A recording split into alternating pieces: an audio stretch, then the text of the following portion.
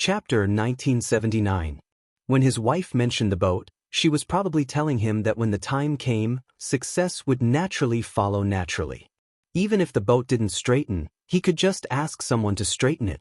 Crown Prince Mo intuitively felt that his thoughts were very reasonable, and he walked out of the door neatly dressed with curved eyes.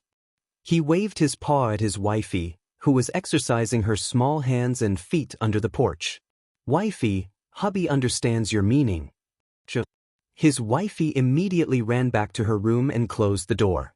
She didn't give him a single glance.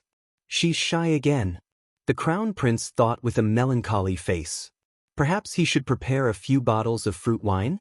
An hour later, everyone gathered in the hall on the first floor. They casually ate the breakfast provided by the store and planned to head to the Shenghua Gladiator Arena. "Today is the first battle of our elite academy. Everyone must compete well. Bring out 100,000% of your spirit. Students, today is the day to fight for the glory of our elite academy." Instructor Zhou finished his impassioned speech. When he turned around, black lines immediately appeared on his forehead. He saw that everyone was dragging their feet a dozen meters away from him with an expression that said, "I don't know this person." Just now, Zhou Dongjin's provocative words had caused the surrounding citizens to point and whisper among themselves, covering their mouths and laughing secretly. In this world, there was no teacher more miserable than him, Zhou Dongjin thought. Zhou Dongjin stretched out his hand, but before he could touch Jojo's shoulder, she turned her head and dodged. After Qiao Mu ran away, Qi Xianxian, Little Fatty, and the others naturally didn't pass on their responsibilities. With a whoosh, they brushed past Instructor Zhou. Instructor Zhou was flustered and exasperated as he raised his finger and pointed at the students who ran away. A group of little brats. When he talked to them about serious matters, they all ran faster than rabbits. Everyone quickly arrived at the entrance of the Shenghua Gladiator Arena. As usual, they greeted the stewards and went in.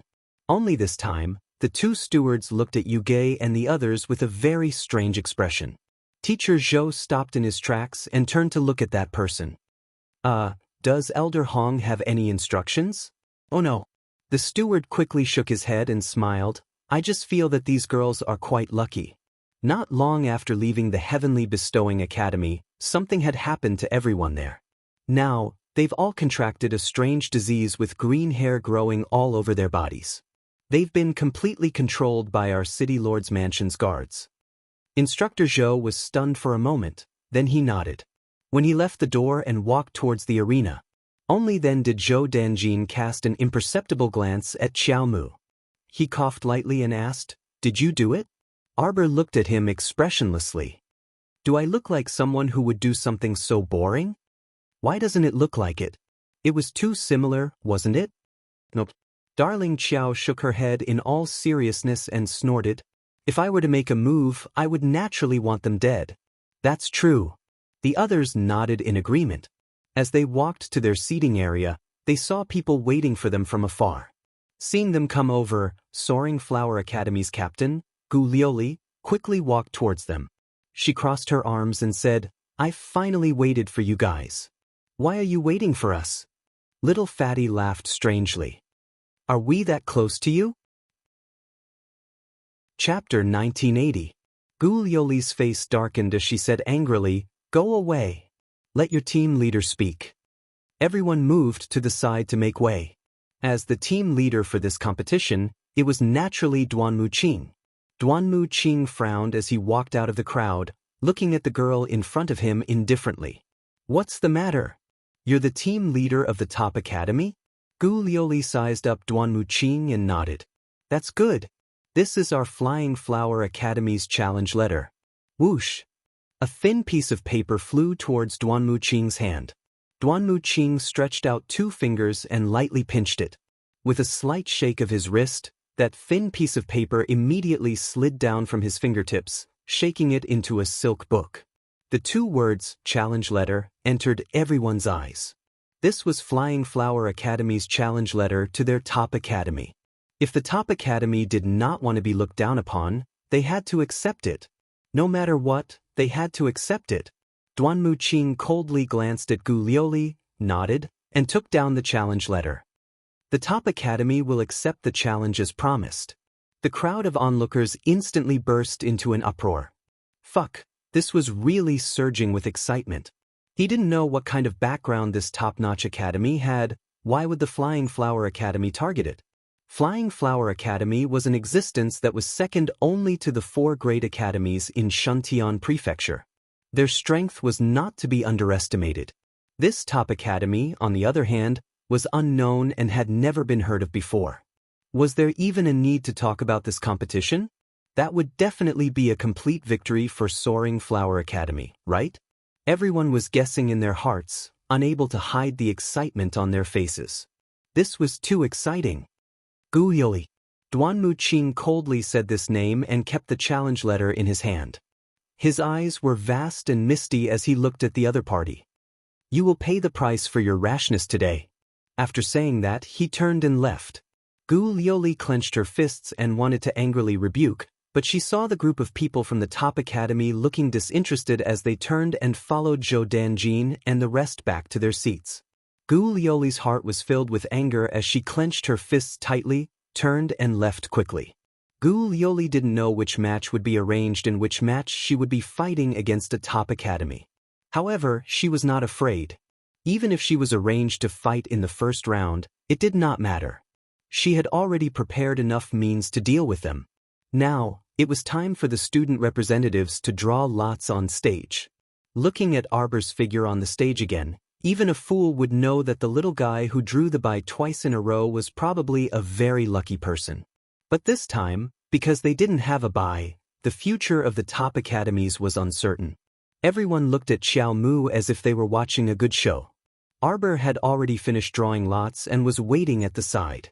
At this time, when he saw everyone looking at him, the little guy held the bamboo stick in his hand and stared back at them one by one. What are you looking at? Alright, same old rules. Those who sign the same number, stand together. Number 3. Arbor looked at the bamboo stick in his hand and searched for the number 3 representative in the crowd. Who's number 3? Number 3. What, you drew number 3? Suddenly, there was a mournful cry from the other side. Arbor turned his head and saw Hippopotamus Academy's team leader, Shagua, holding a bamboo stick and staring blankly at him. His eyes were almost condensed into tears. Chapter 1981. His luck couldn't be this bad, right? Shagua blankly held that number 3. After looking at it carefully for a few seconds, he realized that the number 3 was still the same number 3. It didn't move at all. Shagua was really about to cry. What was going on? Why did the heavens play such a joke on him? He didn't want to draw Miss Chiao's team at all. Such a savage girl, what sin had he committed to meet her? Seeing Shagua look like he was about to faint, everyone couldn't help but feel curious. They sized him up a few more times. Someone familiar with him couldn't help but laugh and call out, "Shagua, what's up? You have this weird expression on your face. Your team is quite lucky." After all, the top academies weren't famous academies, and weren't among the top few academies. For this kind of unknown small academy, Hippo Academy was naturally a piece of cake. Advancing wasn't a problem. Who would have guessed? Hippo Academy's team leader, Shagua, looked at the onlookers with an accusing gaze and shouted indignantly, "What do you guys know?" This group of onlookers simply didn't mind watching a show. He was about to die from anxiety, alright? He didn't expect that they would be eliminated in the 3rd round of the semifinals. It was really too early. Arbor curiously sized up Hippo Academy's team leader, Shagua, before turning around and stomping down the stage. Just as he returned to the seating area, he saw the main referee, Elder Hong, walk up the stage with a smile and announce, "Everyone, the highly anticipated 3rd round of the semifinals is about to begin. Before this, a team has chosen to publicly issue a challenge to battle and learn from each other." The entire audience was in an uproar. Many of the onlookers who didn't know the situation started to howl excitedly. As Elder Hong's voice fell, Gu Liuli led Zhao Li and the others up the stage, receiving everyone's attention. Flying Flower Academy, as the challenger of this competition, will have a fair battle with the top academies. Elder Hong extended his hand and gestured, "Let's invite the students of the top academies up the stage." Amidst the enthusiastic applause, Duanmu Qing led the other 7 people from the top academies up the stage with a cold expression. "The competition will begin immediately." Elder Hong turned the hourglass upside down and said with a smile, "The competition will start in 1 hour." Zhao Li from the Flying Flower Academy was the first to fly towards Arbor with his fists raised. The wind from his fists whistled as they swept across. Arbor didn't even look at him as he dodged to the side. At that moment, Duanmu Qing and Qi Xianxian surrounded him. Each of them sent out a wave of spiritual energy towards Zhao Li's face. Both sides had used their killing moves. After being hit by Duanmu and Xianxian's attacks, even if the unlucky Zhao Li did not die, he would at least lose half his life. Zhao Li roared angrily. With a stomp of his foot, he immediately summoned his profound beast. That Xian beast looked a little like a cow, but it did not have horns on its head. It looked very ferocious, and it bit towards Qi Xuanxuan's forearm. Qi Xuanxuan's expression did not change and her heart did not skip a beat. With a wave of her hand, she released her golden lion. The golden lion was very ferocious. It opened its mouth and bit Zhao Li's leg, tearing off a piece of his flesh. Zhao Li was in so much pain that he fell to the ground and rolled around, crying out in pain. Gu Liuli's eyes were filled with anger. She raised her sword and fiercely slashed towards Qi Xianxian. "You dare to use such a vicious move."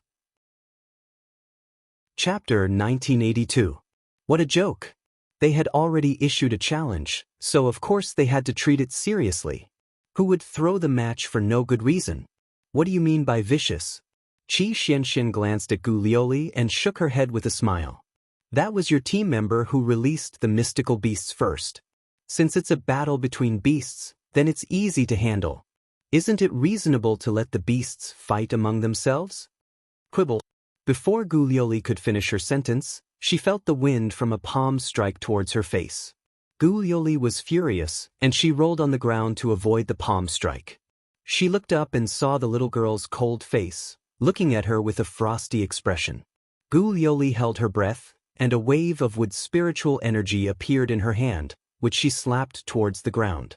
However, brambles and thorns burrowed out from the ground and shot straight for Qiao Mu, enveloping her body. Screech! The cry of an ancient phoenix appeared in the air above the stage. A raging flame shot out, and the entire center of the stage was set ablaze by the flames. Gu Liuli and Zhao Li's 2 mystical beasts were surrounded in the center of the flames. They clutched their heads in panic, not daring to look up at the ancient bloodfire phoenix. What a joke! That was an ancient sacred beast, okay? In front of a sacred beast, these 2 mystical beasts weren't even enough to fill the gaps between its teeth. Wawa, wasn't Master too awesome? She actually offended an ancient sacred beast. At this moment, Gu Liuli was probably stunned as well. She was crawling on the ground, not moving at all. Arbor flipped its hand and slapped the ground with a wave of wood spiritual energy. One after another, the man-eating flowers transformed from wood spirits rapidly opened their sawtooth mouths, sweeping towards Gu Liuli and Zhao Li. Roar! A ferocious beast jumped out from behind Zhao Li. It opened its mouth and swallowed the few man-eating flowers transformed from the wood spirits. Then, it threw Gu Liuli and Zhao Li onto its back and jumped up with all its strength. Bang! Qi Xue instantly transformed into his human form. He raised his foot and kicked the back of the ferocious beast from the sky, smashing the unlucky fellow to the ground. The human form of the phoenix was very delicate and beautiful. It looked like a 12 or 13-year-old youth wrapped in a scarlet robe. It had red lips, white teeth, sword-like eyebrows, and bright eyes. Its eyes looked left and right, and with a whoosh, it landed beside its little master. Master, do you want to swallow these little shrimps? These things wouldn't even be enough to fill the gaps between his teeth. Xiao Mu silently glanced at him and didn't say anything, but she was ridiculing him in her heart. Although there might be a few deaths during the competition, there shouldn't be much of a problem. But if you're like you, swallowing all the other team members in one go, that would definitely be a big deal. Master, Qi Xue pointed Zhao Li. Master, Qi Xue, Xue, Master, When the latter saw his finger pointing at him, he was so frightened that he wanted to shrink back into a crack in the ground. He was so frightened that his teeth were slightly shaking and chattering. Seeing his frightened appearance, Qi Shui couldn't help but snort disdainfully. Suddenly turning its head, it transformed into its phoenix true form and roared at Zhao Li. Zhao Li was so frightened that he crawled back a few steps, covering his head and shrieking. That ugly appearance really made everyone in the seating area gasp in amazement. "Ah, don't kill me, don't kill me." Chapter 1983. Zhao Li rolled on the ground and hid behind the Flying Flower Academy's crowd. He screamed, "Lioli Lioli!" Gu Lioli hurriedly flew in front of him and shouted angrily at Arbor, "Using a sacred beast to bully others, can this still be considered a fair competition?" Miss Qiao leisurely looked at her and nodded. Wealth is also a part of strength. There was nothing wrong with what she said. Hearing this, Gu Lioli's face darkened, but she couldn't do anything else. The little girl was arrogant, but what she said wasn't wrong at all. This competition didn't forbid mystical beasts from participating. Since it was able to participate in the battle, the strength of the Xian beast would inevitably become the key to whether the master could win or not. Gu Lioli could only blame herself for being inferior to others. If she relied on her own strength, she might not lose. "Blazing blood, I'll leave it to you." The blazing blood fire phoenix cried out proudly. Its wings flapped slightly, and it rushed towards Zhao Li on the ground. Seeing that Zhao Li was about to be seriously injured by the blazing blood fire phoenix's flames, Gu Lioli shouted angrily and flung out the cloak on her body to meet the flames. Everyone saw that the black cloak flying in the air was burned into charcoal by the blazing blood fire phoenix's flames. The blazing blood fire phoenix was enraged.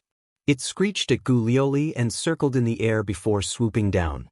A line of fire shot out from its mouth towards Gu Lioli and Zhao Li. With a whoosh, Gu Lioli and Zhao Li were trapped in a circle of fire. They stood with their backs against each other, and their faces instantly stiffened. The blazing blood fire phoenix flapped its wings and circled in the air, preparing to kill the two of them in one breath. But the Flying Flower Academy's teachers couldn't watch any longer. They jumped up from their seats and screamed, "Everyone stop! Our Flying Flower Academy admits defeat."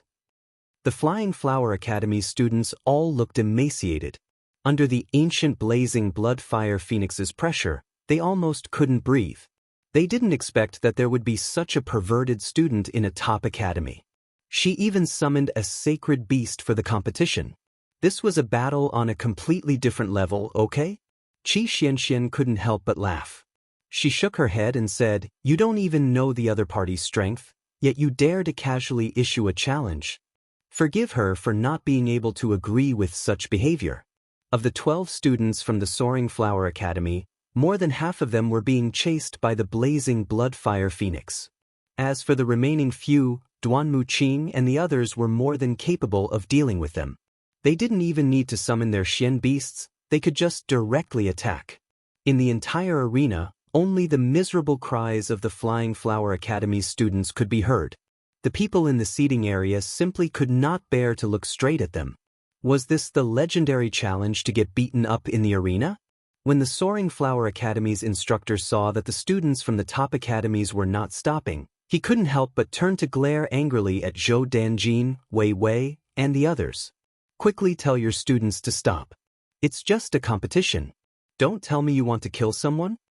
Zhou Danjin rolled his eyes at him. "Stop it. What's the use of you screaming and admitting defeat outside the arena? Your students haven't admitted defeat yet. Lily, don't force yourself.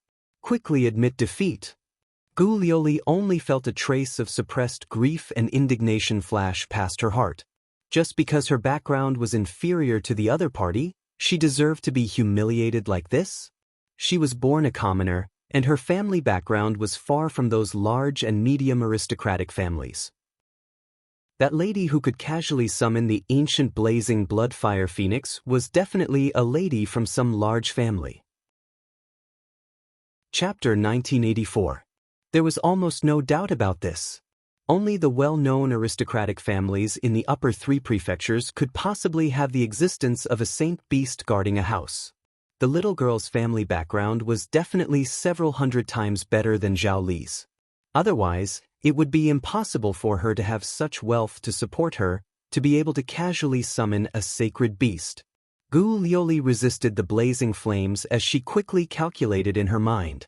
Which aristocratic family in the upper 3 prefectures had an ancient bloodfire phoenix as a guardian? No matter how she thought about it, she couldn't come up with a logical answer. Meanwhile, Zhao Li's leg had already been spat out a mouthful of flames by the bloodfire phoenix. He was rolling back and forth on the ground, wailing in pain. "Stop, stop!" Gu Lioli screamed. Our Soaring Flower Academy admits defeat." Gu Lioli heaved a sigh of relief in her heart. At this moment, she even felt as if she had survived a disaster. Thinking back to when she had issued the battle invitation, she hadn't issued a life and death invitation. Her heart couldn't help but pound. Luckily, everything could be salvaged. If she had issued a life and death invitation, the consequences would have been unimaginable. Arbor didn't intend to make things difficult for them. Hearing Gu Lioli's call to stop, he waved his hand at the bloodfire phoenix. The ancient phoenix cried out and swooped down, excitedly flying towards its little master's side. When it rushed in front of Arbor, the enormous pressure of the phoenix had already completely disappeared. A scarlet little bird chirped a few times, cutely landing on Arbor's arm. It stood on its claws and flapped its little wings twice. After taking 2 steps, it jumped onto Arbor's shoulder. Everyone from Soaring Flower Academy was dumbstruck. It was hard to imagine that such a cute little thing was the huge creature that had chased after them and set them on fire, causing them so much pain that they wished they were dead. The little fellow raised its hand and stroked the phoenix's feathers. Only then did it raise its eyes to look at Gu Lioli.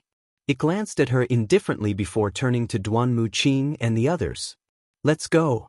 Since the other party had admitted defeat, there was naturally nothing left to say. It was originally a hilarious battle with a great disparity in strength.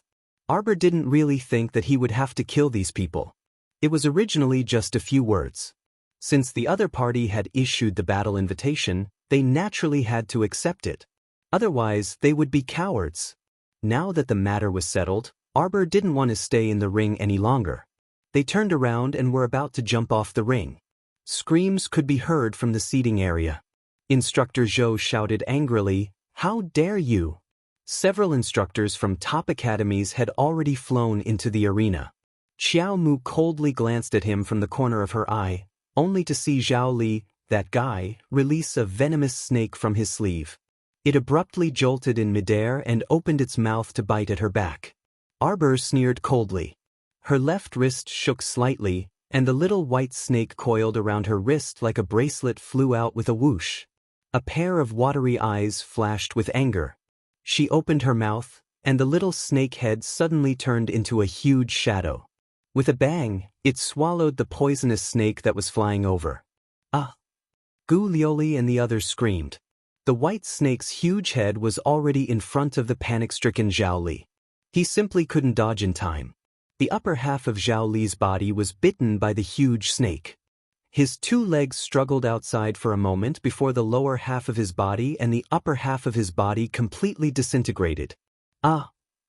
The arena was filled with piercing screams. Everyone's eyes were filled with blood. They were all completely shocked by the bloody scene in front of them. Make up for yesterday's 2 chapters. Yesterday's 10,000 chapters ended. Today's 10,000 chapters, around midnight. Chapter 1985. Gu Lioli screamed. Her eyes were filled with disbelief as she stared at Zhao Li, who only had half of his body left and was thrown on the stage like trash. Savage, wild, bloodthirsty. Her eyes were filled with blood, and she was trembling uncontrollably. Kill. You killed Zhao Li. Murder. Zhao Li is dead. Murder. A few of the Flying Flower Academy students were so scared that they almost lost their minds. The main thing was that the scene in front of them was too terrifying.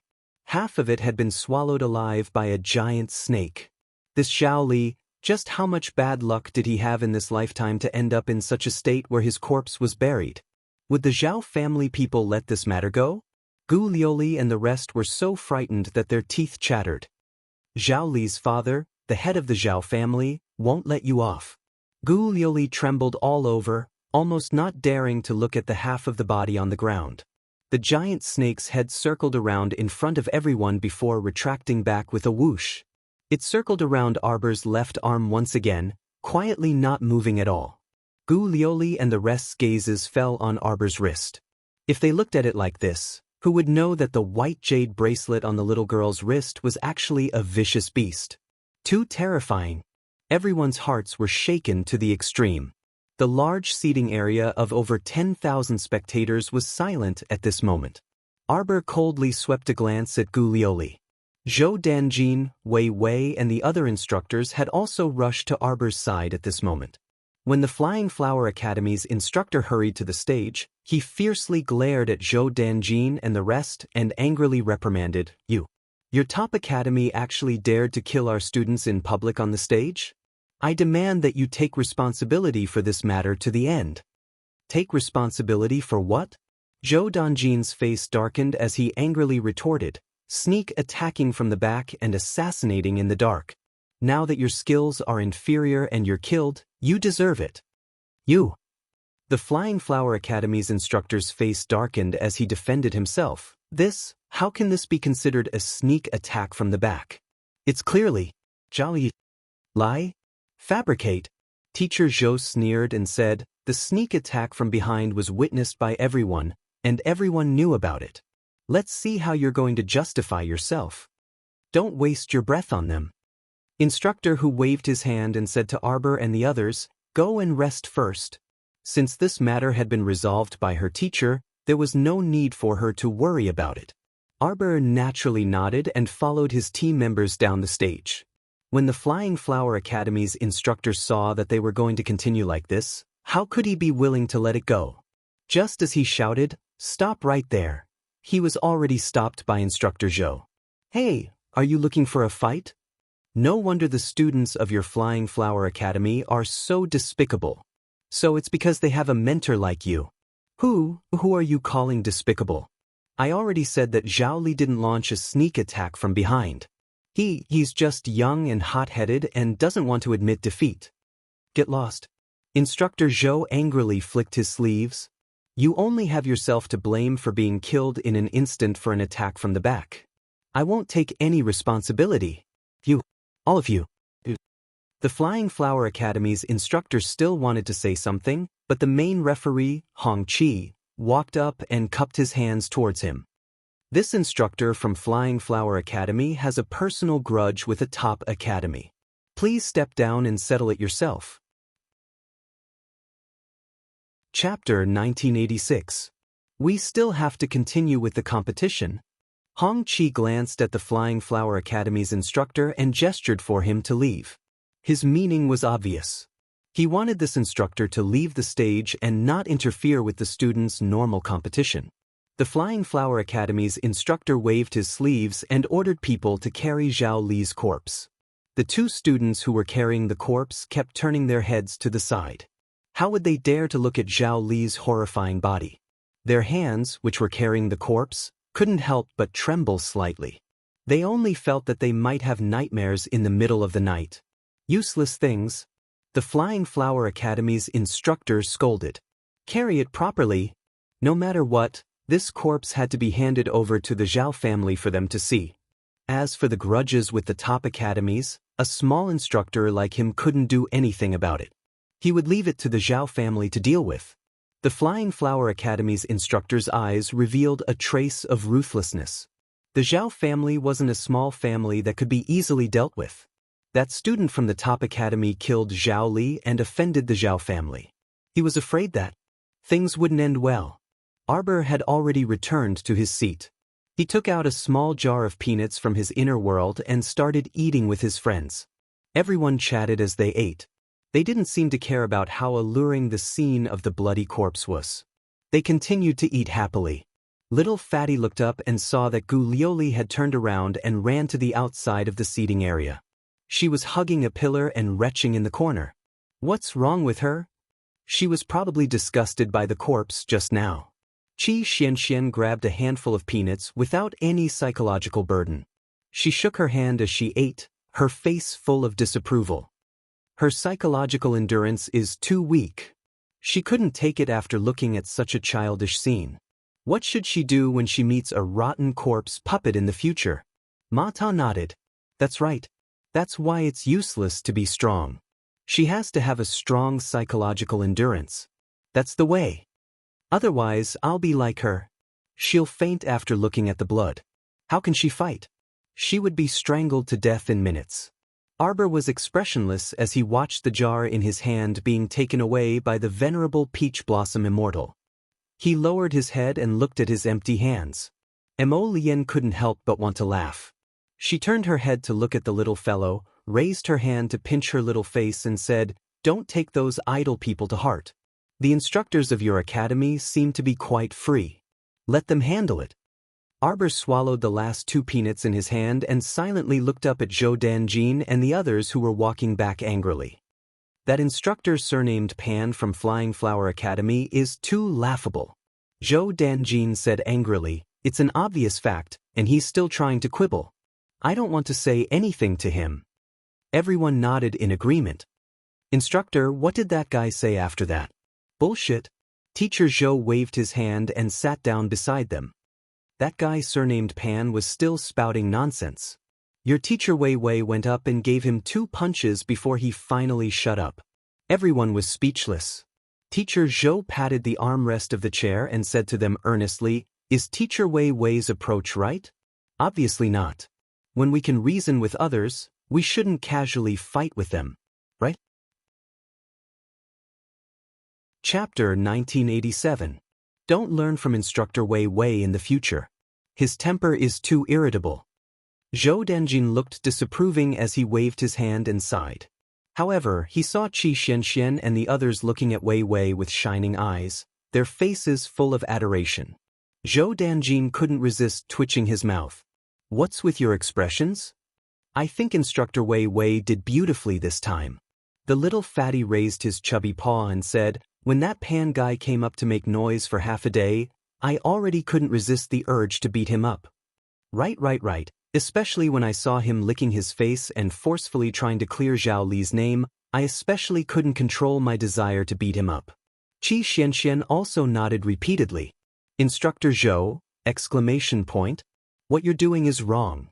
We still have to be reasonable when it comes to reasoning, right? If reasoning doesn't make sense, we can resort to other methods." Instructor Zhou persuaded everyone earnestly and then turned to look at Miss Chiao, who was silently eating dried fruit without saying a word. Jojo's attitude is the one that truly solves a problem. Instructor Zhou pointed at Arbor and nodded approvingly. Sometimes, when the other party sees that you're silent, right, he won't continue to be long-winded. We have to be clear about this. Violence is really the most inferior way to solve a problem, isn't it? Duan Muqing and the others silently glanced at the little stoic. Didn't Instructor Zhou overlook something? Just now, Jojo didn't say anything and just let the little white snake bite Zhao Li to death, okay? Jojo definitely wouldn't make noise for others, right? What was she making noise for? Wasn't her way of solving a problem to directly slap someone to death and then her ears would be especially quiet? You want Jojo to reason with others? Ha! Everyone wanted to laugh out loud. Wasn't this a fantasy? Would Jojo blindly argue with you? If she had the time to blindly argue with you, she would have already slapped you to death so that you would never be able to argue, okay? They really didn't understand Jojo's way of dealing with people. This time, even Crown Prince Mo swept a disapproving glance at Mentor Zhou Danjin. The venerable Peach Blossom Immortal, who had snatched Jojo's jar of peanuts, wanted to laugh. However, he held it in and coughed lightly. The little stoic turned a deaf ear to everyone's chatter and calmly ate the dried fruit in her hand. Boom! A loud tremor suddenly came from the distant seating area, startling the 2 teams competing in the arena. Everyone stood up, and the teams in the competition stopped what they were doing. Their gazes all turned towards the source of the sound. A huge pit had appeared beneath the feet of the instructor from the Flying Flower Academy, surnamed Pan. Teacher Pan was caught off guard. How could he have expected that the soles of his feet would suddenly sink when he was sitting perfectly fine? How big of a pit was this? Instructor Pan fell headfirst into the pit. He was completely stupefied. Not only was Instructor Pan dumbfounded, but even the stewards of Xinhua Martial Arts Arena who were responsible for maintaining order were also dumbfounded. Their Xinhua Martial Arts Arena had experienced so many competitions and basically held all kinds of big and small competitions every year. They had never heard of anyone falling into a pit, okay? Just how heavy was this instructor from the Flying Flower Academy to be able to make the pitiful ground unable to bear his weight and fall into the pit? The venerable Peach Blossom Immortal burst out laughing, which then turned into a wild guffaw. Everyone looked at the embarrassed Instructor Zhou with a mocking gaze. Chapter 1988. Instructor Zhou's face hurts? Ha! The laughter of Little Fatty and the others formed a unique band, transforming into Instructor Zhou's awkward backdrop and setting off Zhou Danjin's stupefied face. Zhou Danjin coughed lightly and turned to look. Even Instructor Wei Wei's stern and inflexible face couldn't conceal his smile. While he was praising Jojo's attitude is a true problem-solving attitude, the miserable Instructor Pan was in big trouble. Although Miss Chiao was silently gnawing on her dried fruit, Zhou Danjin dared to bet his head that this girl definitely had something to do with the large pit that appeared under Instructor Pan's butt. Needless to say, Zhou Danjin felt that his old face really hurt a bit right now. Xiao Qiao, what exactly did you do?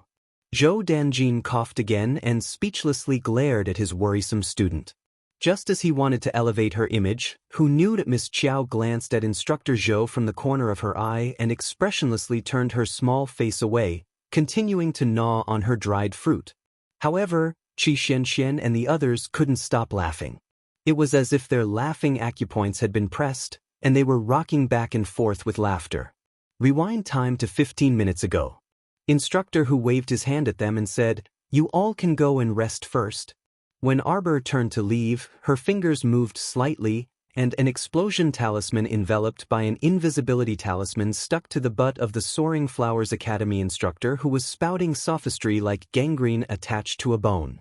Everything that happened afterwards was practically a matter of course. As long as Arbor willed it, that explosion talisman would explode whenever she wanted it to. Just now, she saw that Instructor Pan, who was incessantly snoring, holding a teacup handed to him by a student and pretending to drink water. Miss Chiao promptly made the explosion talisman under his butt take effect. Right now, this Instructor Pan probably didn't just have a very ugly fall. His butt should be the worst hit, right? Who knew if it had split open now? What did you think I did? The little stoic swept Instructor Zhou and the others a glance and silently took out a cup of spiritual tea. Before she could bring it to her lips, it was snatched away by Zhichen, who was sitting on the side. Goody. Just smelling it makes me feel extraordinary. The little stoic lifted her eyes to glance at him. She could only take out another cup and take a sip before saying dryly, "Do I look like someone who would do such a senseless thing?" Similar. Everyone gave her a word of affirmation in their hearts. Although they didn't know what she had done, they were very sure that she had done it. At this moment, Instructor Pan had already climbed out of the pit. His face was flushed red as he pointed at the stewards of the Xinhua battle arena who had surrounded him. He anxiously asked, Your Xinhua martial arts arena is often used for competitions. Once, twice, and thrice, the ground will be oppressed by the impact of spiritual energy. Don't they know how to repair the ground regularly?" Although the corners of the stewards' mouths twitched slightly, they still comforted Instructor Pan kindly and immediately ordered people to take him away to apply medicine and rest. Looking at Instructor Pan's twisted walking posture, everyone's eyebrows couldn't help but twitch. This unlucky Instructor Pan, could it be that he had injured himself somewhere he shouldn't have? Wasn't it just an explosion from the explosion talisman? As for his walking posture being so ugly, Arbor secretly ridiculed in her heart. Chapter 1989. Cough. Jojo, I didn't see you make a move. Instructor Zhou was still curious. He really didn't see when Arbor made a move. However, it was obvious that before that, Arbor had already made a move on Instructor Pan. Looking at Instructor Pan's current state, Miss Chiao must have hit him rather hard. A certain someone defended herself stubbornly. I'm too lazy to make a move on him. What talisman did you use? It's so powerful. The venerable Peach Blossom Immortal asked. Everyone then understood that Miss Chiao had used a talisman just now. Strange, they didn't see her move at all. When did she stick the talisman on him? Arbor coughed and silently raised his hand to stuff a piece of dried fruit into his mouth. Mo Lien couldn't help but laugh. She raised her hand to rub the little fellow's head. Naughty. Everyone nodded emotionally, agreeing with the Crown Prince's judgment. This child was naughty indeed. Look at how Instructor Pan had made a fool of himself in front of everyone. The funniest one was Instructor Zhou. He had been praising this child for being silent. But in less than 3 seconds, he had been slapped in the face. This would probably be a shadow in Instructor Zhou's heart for the rest of his life. Let's see if he would still casually praise Jojo in the future. Ha! Everyone couldn't help but laugh when they thought of this. Arbor turned his little face and shook his sleeves. He took out a fire explosion talisman and slapped it on Instructor Zhou's hand, who was smiling awkwardly. This is? Fire explosion talisman. Miss Chiao glanced at Zhou Danjin. Do you want me to demonstrate it? No need. Just from the name alone, one could tell that this talisman wasn't anything good.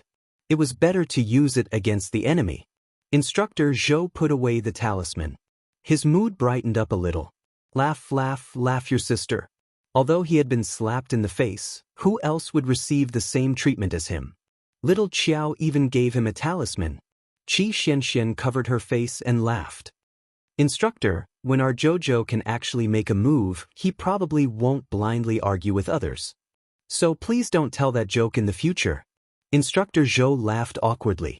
Suddenly, he pointed at the arena and shouted, Hey, it's your turn to prepare.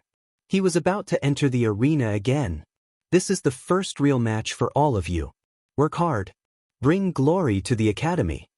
Following Instructor Zhou's impassioned cry, the various instructors and students sitting near them all turned their heads to look at them. Instructor, who coughed dryly, covered his face and turned his head. He moved the chair closer to Instructor Wei Wei and muttered, Why do I not want to know this person so much? Instructor Wei Wei glanced away expressionlessly. All right, tutor, let me treat you to a bun. The little fatty stuffed a vegetable bun into Instructor Zhou's mouth with one hand. He also had half a bun in his mouth as he followed Duanmu Qing and the others to the arena. This battle was between a top academy and the Hippo Academy. There was one thing that Teacher Zhou was right about. After 2 consecutive rounds, this was their first real battle in the academy ranking tournament. I'm so excited. Students of Hippo Academy, you can't disappoint us. I'm just waiting to fight with you. The 8 students from the top academies were lined up in a row on the stage.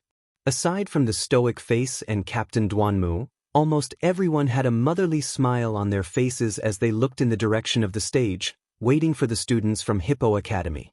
2 minutes later, everyone was still smiling.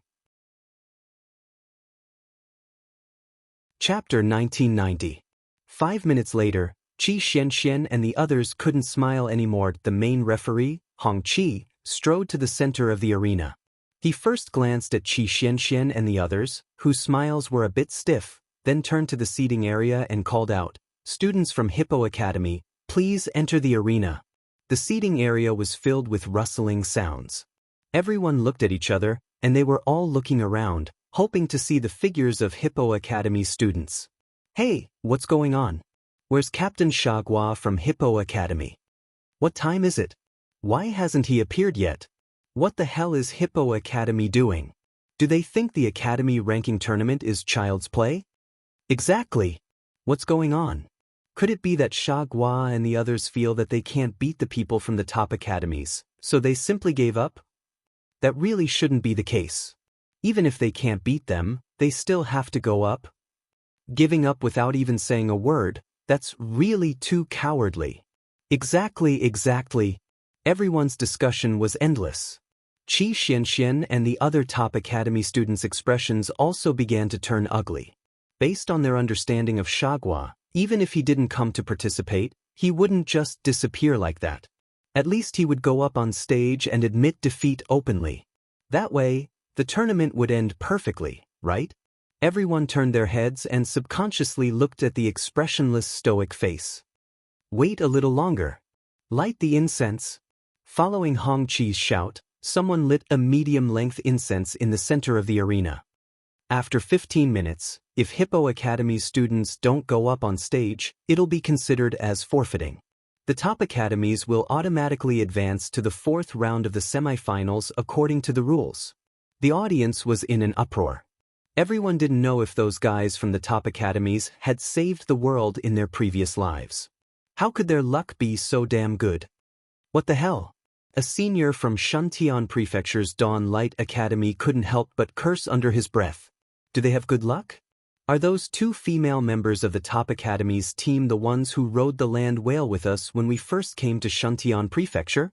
In the back row of Dawn Light Academy's preparatory team, a very ordinary-looking girl frowned and asked. That's right. Lu Hao nodded and said to the woman in a low voice, "Princess, let's just wait and see. This luck is way too good." A pretty girl sitting next to the princess couldn't help but pout her lips. Unconvinced, she said, "Hippo Academy actually gave up. We've never had such good luck." In reality, they were all students who had just arrived at Shuntian Hall not too long ago. They were only a few of the more outstanding ones among the new students, so they obtained the qualifications to come and watch the qualifier competition. However, the chances of them actually taking the field were 0. "Shut up, stop nagging me," the princess rebuked. "Big brother Su." The woman pouted and looked at the square-faced man beside her. The man could not help but say angrily, "Lu, how many times have I told you? Don't act like a princess here. Stop yelling at you." Chen Hanyu pursed her lips and smiled complacently. Her gaze swept across Lu Tiantian's angry face, and then she looked away in disdain. Seeing that the candles on the stage were about to burn to the bottom, the spectators could not help but sigh. Chapter 1991. The luck of the top academies was unparalleled. Could it be that they were going to skip the third round? This luck was too enviable. Needless to say, with such good luck, even the big academies were starting to pay attention to the top academies. Especially, in the previous matches, there were students from the top academies who summoned their sacred beasts. Oh no, that little girl seemed to have 2 terrifying beasts by her side. The white snake that suddenly appeared was also very oppressive. Although they couldn't tell what level of beast it was, they could feel that the deterrence it gave off was not lower than the blazing blood phoenix. With such people in the top academies, it would be very difficult to win against them. Thinking of this, everyone couldn't help but feel discouraged. Even if the people from Hippo Academy came, they would probably be eliminated in minutes. Alright, time's up. Put down the incense. I will now announce that because of Hippo Academy's last-minute withdrawal, the top academies will successfully advance to the... Wait a minute. A voice interrupted Hong Chi. Everyone turned to look, and their faces couldn't help but become slightly excited. They saw Shagua leading a group of Hippo Academy students, his eyes drooping as he strode over. "Something happened on the way here, so I'm a little late," Shagua said faintly, glancing at the extinguishing incense on the ground from the corner of his eye. "Fortunately, I made it at the last moment." The atmosphere in the viewing area was instantly ignited. Everyone was clapping their seats and cheering. Hippo Academy dared to participate in the competition without fear of danger. Their courage was commendable. Everyone applauded and cheered. For a moment, the atmosphere in the entire arena was pushed to the peak of excitement. Good. Everyone applauded, full of anticipation for an exciting battle. Of course, there were more academies who wanted to observe the battle style of the top academies, so that they could come up with the best strategy when they meet them in future battles. Shagua led the people from Hippo Academy onto the stage. Everyone's head was slightly lowered, not looking directly at Arbor and the others. Qi Xianxian frowned slightly. Because they had made it to the end in the underground base, most of the people from Hippo Academy and Sunlight Academy had buried the hatchet. Their impression of Shagua and the others had improved a lot. But now that they met again on the stage, Shagua and the others didn't even greet them. They didn't even look at them from the corner of their eyes. Such a contemptuous attitude made little Fatty and the others feel a little unhappy. Referee Hong Chi's laughter could be heard from the side. Although the people from Hippo Academy are late, at least they managed to arrive at the last minute of the delay. Let's not waste any more words. You two teams to start the competition. After Hong Chi turned around and left, Shagua suddenly signaled with his eyes, and the 10 team members simultaneously attacked Xiao Mu and company. Streams of mystic energy and spiritual energy intertwined to form a gauze net that flew back and forth and rushed toward Xiao Mu and company. Arbors the 8 people to their positions to play. The 8 people to their positions to play. Little Fatty opened an earth spirit shield and rushed to the front.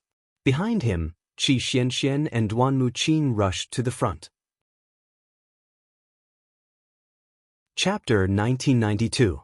Duanmu Qing activated his wood spirit, and wooden thorns emerged from the ground and wrapped around the legs of Shagua and the others. Qi Xianxian threw down a few bolts of lightning. However, she hadn't broken through to the spirit realm, so she couldn't use her spiritual power as she wished.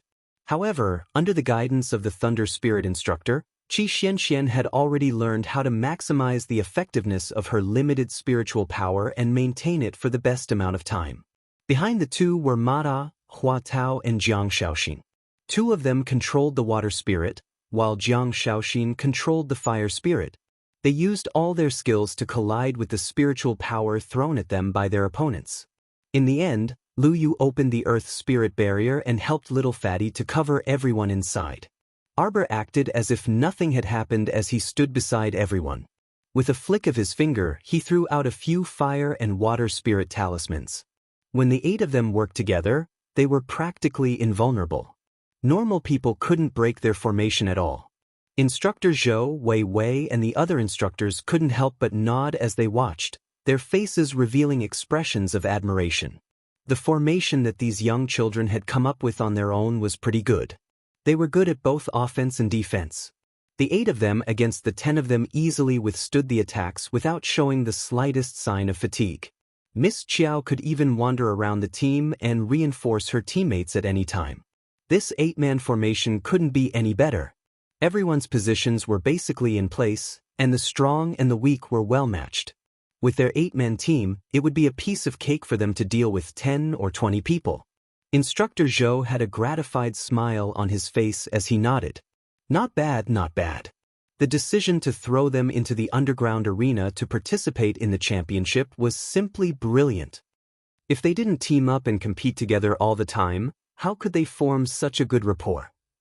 Instructor Wei Wei glanced at Zhou Danjin indifferently. It was my decision to kick them into Qian Luo's underground arena. You even objected at that time. Zhou Danjin was speechless. Boom! The 2 teams collided fiercely. Shagua, who was in the lead, suddenly raised his head. His eyes were blood red, and an extremely strong air current erupted from his body, forming a small storm that swept towards Arbor. Shagua's abnormal behavior immediately aroused the vigilance of Duanmu Qing and the rest. Seeing that he had suddenly attacked Arbor, everyone immediately changed their formation and formed a double triangle, surrounding Miss Chiao in the center. Shagua's whirlwind was blocked by Duanmu Qing, who pursed his lips in displeasure. Everyone backhanded Shagua a few fireballs and ice attacks. Qi Xianxian angrily shouted, "Shagua, what are you trying to do? Could it be that this brat wanted to completely fall out with them?" One had to know that from the start of the battle until now, they had been holding back. No one had summoned a profound beast. If they really summoned their beasts, then there was no need for this battle to continue. Shagua turned a deaf ear to the cries of the crowd. A bloody light flashed in his eyes as he suddenly roared into the sky. The 9 members of Hippo Academy who were following behind him opened their eyes at the same time. A streak of blood flashed through their eyes, and they madly grabbed the profound artifacts in their hands. Together, they pounced towards Arbor, who was surrounded in the center. It seemed that they wouldn't stop until they killed her. Everyone's eyes were filled with suspicion. Could it be that Shagua and his group were being controlled? Chapter 1993. Arbor didn't panic when he saw this. He raised his hand, and hundreds of defensive talismans formed a circle around him, forming an extremely strong defensive array around him. He had already passed through the group of teammates. With a slight movement of his fingers, a dozen or so immobilization talismans fell down. After the talismans activated, the immobilization talismans fell on the 10 people from Hippo Academy. They only managed to immobilize 3 or 4 of them. The other 5 or 6 people seemed to be enraged. They all drew a line of spiritual energy and pushed it out. In an instant, it was as if they were about to topple mountains and overturn seas, rushing toward Arbor. Instructor Zhou was just about to jump out when Mo Lien pressed his hand down. Prince Mo coldly watched the fight in the arena. He said in a flat voice, "Trust Jojo. She'll be fine." The spiritual energy released by the 6 people from Hippo Academy, Shagua, and the others collided with the defensive array, creating a glaring light. After the explosion, Arbor's figure immediately flashed behind Shagua. Shagua suddenly turned his head. A glimmer of light flashed through his scarlet eyes. Unfortunately, before he could move, he was chopped down by Arbor's hand. With a bang, he crashed into the arena. Duanmu Qing used his wood spiritual energy to bind 2 of the Hippo Academy members. Apart from 3 people who were still stubbornly resisting, the rest were all immobilized by Arbor's immobilization talismans. Qi Xianxian and the little fatty naturally had a much easier time dealing with them. Soon, the battle came to an end. All of the Hippo Academy students were restrained by Arbor's group. However, although they were bound by spiritual energy, their entire bodies were still twisting and moving. They wanted to break free of the restraints and counterattack. Arbor didn't hesitate to step forward. He gave each of them a chop, knocking them all unconscious. He then turned around and said expressionlessly, "Take them away." At this moment, if the people present still couldn't see that something was wrong with Shagua and the others, then they would all be idiots. What happened? Everyone whispered to each other, their expressions uncertain. "What are you doing?" The Dawn Academy instructor sitting in the front row stood up and pointed at the people from Arbor with a frown. Arbor didn't seem to care at all. He ordered people to drag the 10 students from Hippo Academy off the stage and walk towards the open space at the side. Suddenly, Shagua opened his eyes and pounced on the little fatty who was holding his arm like a madman. It was about to bite little fatty's shoulder. Arbor punched the left side of Shagua's face, causing several teeth to fly out. Shagua spat out a mouthful of blood. A silver needle pierced the back of Shagua's neck. Arbor's attack was fast, ruthless, and accurate. Shagua was stunned for less than a second, and then his head drooped again. What are you doing?" When the instructor of the Qinguang Academy saw her extremely cold expression and arrogant behavior, he couldn't help but get angry. Xiao Mu turned her head and swept him an incomparably chilly gaze. The Qinguang Academy instructor was frightened by the power in her eyes. He couldn't help but take half a step back. "Move them over there." Arbor was in an extremely bad mood at this time. She pointed to a place and said softly. Little Fatty and the others of course had no objections. They directly moved the 10 people over and placed them on the ground one by one. Arbor moved her finger, and a stream of holy water shot out from her fingertips. Her left hand swiped the air, and a piece of medicinal powder was sprinkled down. It floated straight into everyone's mouths and noses. Chapter 1994. What kind of powder did you put in?" The Qinguang Academy's instructor cried out in alarm. He quickly covered his mouth and nose with his sleeves to prevent the powder from entering his nostrils. "Wow, it smells so good. What kind of powder is this? After smelling it, my whole body feels comfortable, and I feel like the profound energy in my body is circulating faster. Yeah, it feels better than the profound recovery elixir." Some of the students standing behind Arbor inhaled and exhaled, scrambling to absorb the remaining fragrance of the powder in the air. "Don't smell it. You don't even know what it is, yet you dare to indiscriminately smell it. What if it's poison? What should we do?" The Qinguang Academy's instructor angrily reprimanded the students beside him. "Instructor, I feel that the profound energy that was consumed in the fight just now has been restored by at least a third. Yes, I also feel that way. Ridiculous. The Chen Guang Academy's instructor was still covering his nose and mouth. He angrily glared at the two students who were trying to undermine him. How can there be such an instant powder in this world? Stop daydreaming. Be wary of any trickery, all of you hold your breath. Breathing was naturally not something that the Chen Guang Academy's instructor could control. Since they couldn't get through to the instructor, the students could only shut their mouths in resentment. However, they were still secretly absorbing the powder. Arbor was too lazy to pay attention to the self-righteous instructor. With a flip of her palm, 10 shining silver needles appeared between her fingers. Like a fairy scattering flowers, the needles pierced the chests of the 10 people in front of her. The 10 people from Hippo Academy opened their eyes at the same time and spat out a mouthful of black blood. The Chen Guang Academy's instructor cried out in alarm and shrieked, "You! Quickly stop! Quickly call the arena's administrator over. Don't tell me that they're just going to watch this little witch casually harm other academy students? Who are you calling a little witch?" Qi Xianxian angrily shouted, "If you don't understand what others are doing, can you please shut your mouth?" Mo Lian's group had already arrived at Arbor's side. Their expressions were indifferent as they glanced at the Chen Guang Academy's instructor who was making a ruckus. "Get out of the way!" Yuan Shurchen flicked her finger and a ray of spirit energy shot at the Chen Optics Institute's instructor's knee, causing him to kneel on the ground. Following that, a gust of wind was sent towards him, and the Chen Guang Academy's instructor was swept away like a piece of trash. With a bam, he fell onto the seats and crushed a few chairs. Xiao Mu simply didn't look at that Chen Guang Academy's instructor in the eye. She took out a porcelain bottle and poured out 10 pills. Her fingers swiftly tapped those 10 people's acupoints from a distance, forcing the 10 people from Hippo Academy to simultaneously open their mouths. 10 pills were tossed into the mouths of the 10 people. They melted in their mouths, leaving only a faint medicinal fragrance in their mouths. This Grandmaster's medical skills are amazing. This old man admires you. A white-haired old man walked out from the Shuntian Starlight Academy. He gave Arbor a friendly smile and even cupped his hands politely. Isn't that Starlight Academy's alchemy Grandmaster Zhou? Even Grandmaster Zhou is so respectful towards this young lady.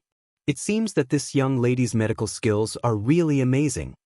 Arbor turned his head and very politely returned a bow to Grandmaster Zhou. "Senior is too kind. I don't deserve to be called a Grandmaster. It's just that I have studied medicine with my master for a few years and know a little about it." "Hey, little Grandmaster, you're too modest." Grandmaster Zhou smiled and waved his hand. At this time, the 10 Hippo Academy students on the ground slowly woke up. Catch up on yesterday's 2 chapters. Today's 10,000 chapters would still be around 12 in the morning. Chapter 1995. Shagua, who was the leader, looked at the group of people around him blankly. He forced himself to sit up slowly and asked with a puzzled expression, What happened?" Arbor moved her fingers, and several talismans glowed with a faint blue light. With a whoosh, they disappeared into the foreheads of the 10 people from Hippo Academy. "You were poisoned, and the other party used a type of forbidden curse on you. During the confrontation just now, you completely lost control of your emotions and attacked us mercilessly." Xiao Mu explained dryly, "Go back and properly recuperate. There's nothing wrong at the moment." Then, she threw a porcelain bottle to Shagua. "Take 1 pill of this medicine every day. You should recover in 3 days." Thank you." The moment Shagua opened his mouth, he felt his mouth leaking air, so he hastily covered his mouth and forced an awkward smile at Xiao Mu and the others. Although he didn't know what had happened, he could tell from everyone's expressions that something bad had happened. "Do you remember when you lost consciousness?" Mo Lian suddenly asked. Shagua frowned and thought hard for a while, then shook his head blankly. "No, I don't remember. I only remember that I went out with my friends as usual this morning. When we walked past a carriage with a black awning on the street, we saw the curtain of the carriage lift slightly. Other than that, it seems that nothing out of the ordinary happened." Arbor nodded. This person's method of poisoning is very shrewd. No wonder you were poisoned. Thank you for your help, Miss Chiao. Shagua led the group of Hippo Academy students who had struggled to get up. They bowed again to Arbor, then left with the students. Arbor looked coldly in the direction they left. With a flick of her sleeve, a row of tiny black poison-tailed butterflies darted out of her sleeve and chased after Shagua and the others. Mai Chiao's section break, Tsang State, southeast of the three upper states. Overlooking the entire Tsang State, it was like a fairyland shrouded in clouds and mist. Celestial mountains rose and hundreds of birds danced. Because it was southeast, separated from China and the underworld by the Great Forest to the north and the Sea of Forgetfulness to the west, it was relatively safe. For over 100 years, Tsang Prefecture had never experienced war. The people lived and worked in peace and harmony.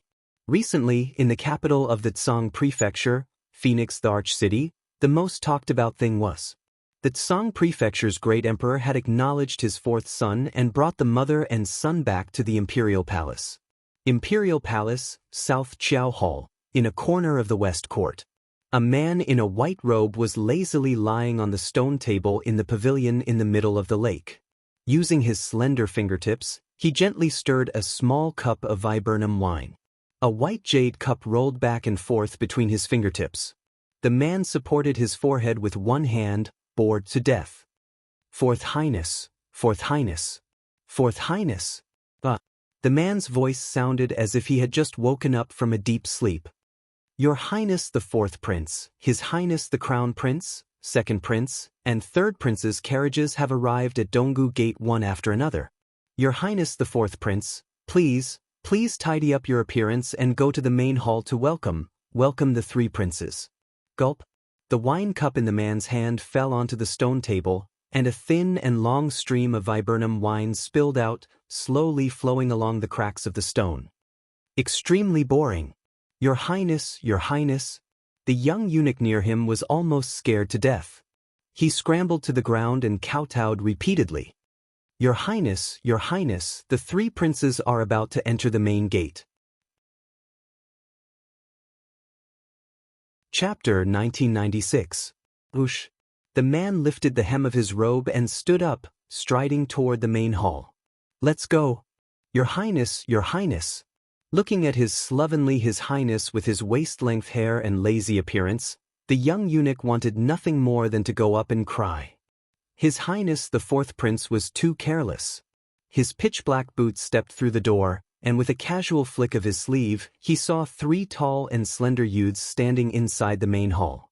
The man's eyes flickered and he laughed loudly. Duan Yu was unaware of the three elder brothers' arrival. Please forgive Duan Yu for not going out to meet you. The three youths turned around. All of them were spirited and handsome, with dashing brows and bright eyes. Only the slightly older man at the front had an abnormally pale complexion. Fourth brother. That man nodded at him with a smile. How could you forget again? You have already returned to the palace with royal father and announced to the world that you are our Tsangzhou's fourth prince. Your real name is Rongli. Oh? Duan Yu interrupted the crown prince's words with a grin and waved his hand. It's only a name, nothing more than a title. It doesn't matter what I'm called. Fourth brother, eldest brother is right. I've been used to people calling me Duan Yu for the past 20 years.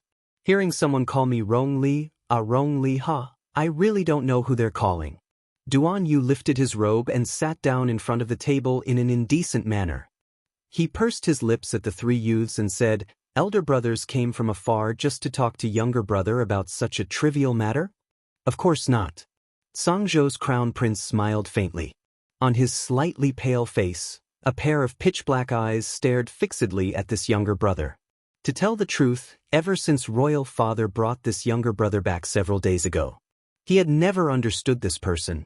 You could say that he didn't care about trifles, but one could see that he was meticulous and reserved in his thoughts.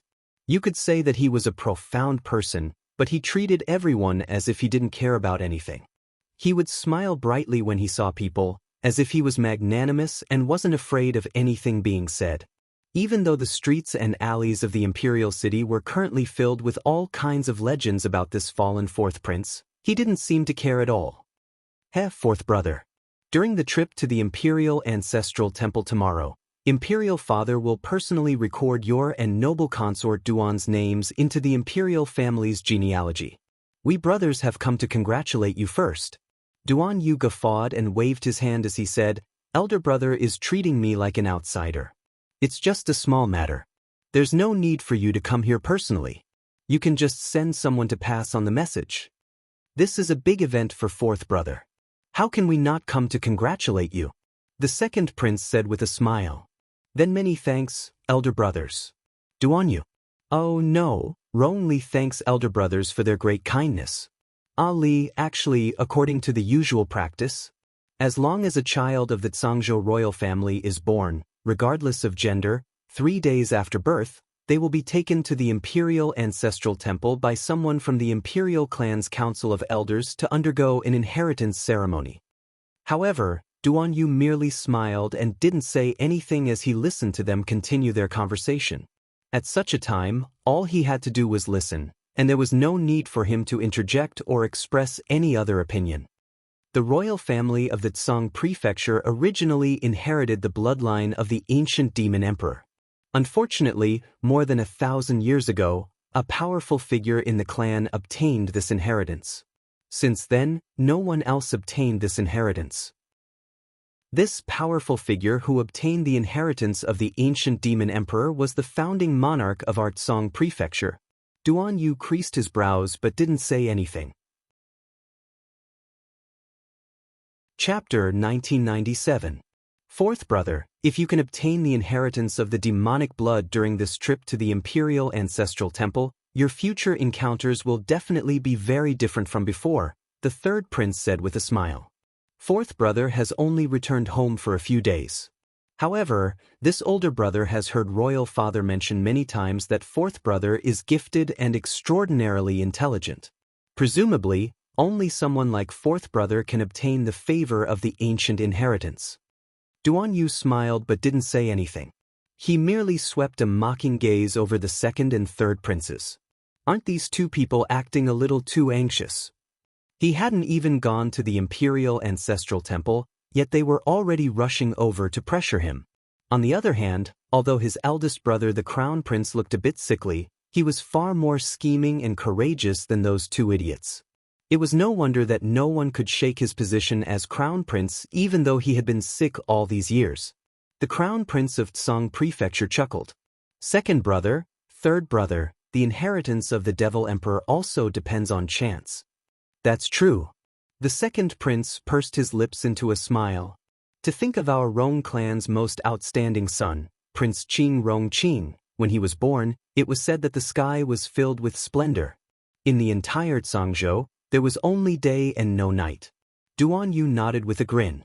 Regarding this Prince of Qing's legend, he had already heard many legends along the way before he even set foot in Phoenix Emperor City's territory.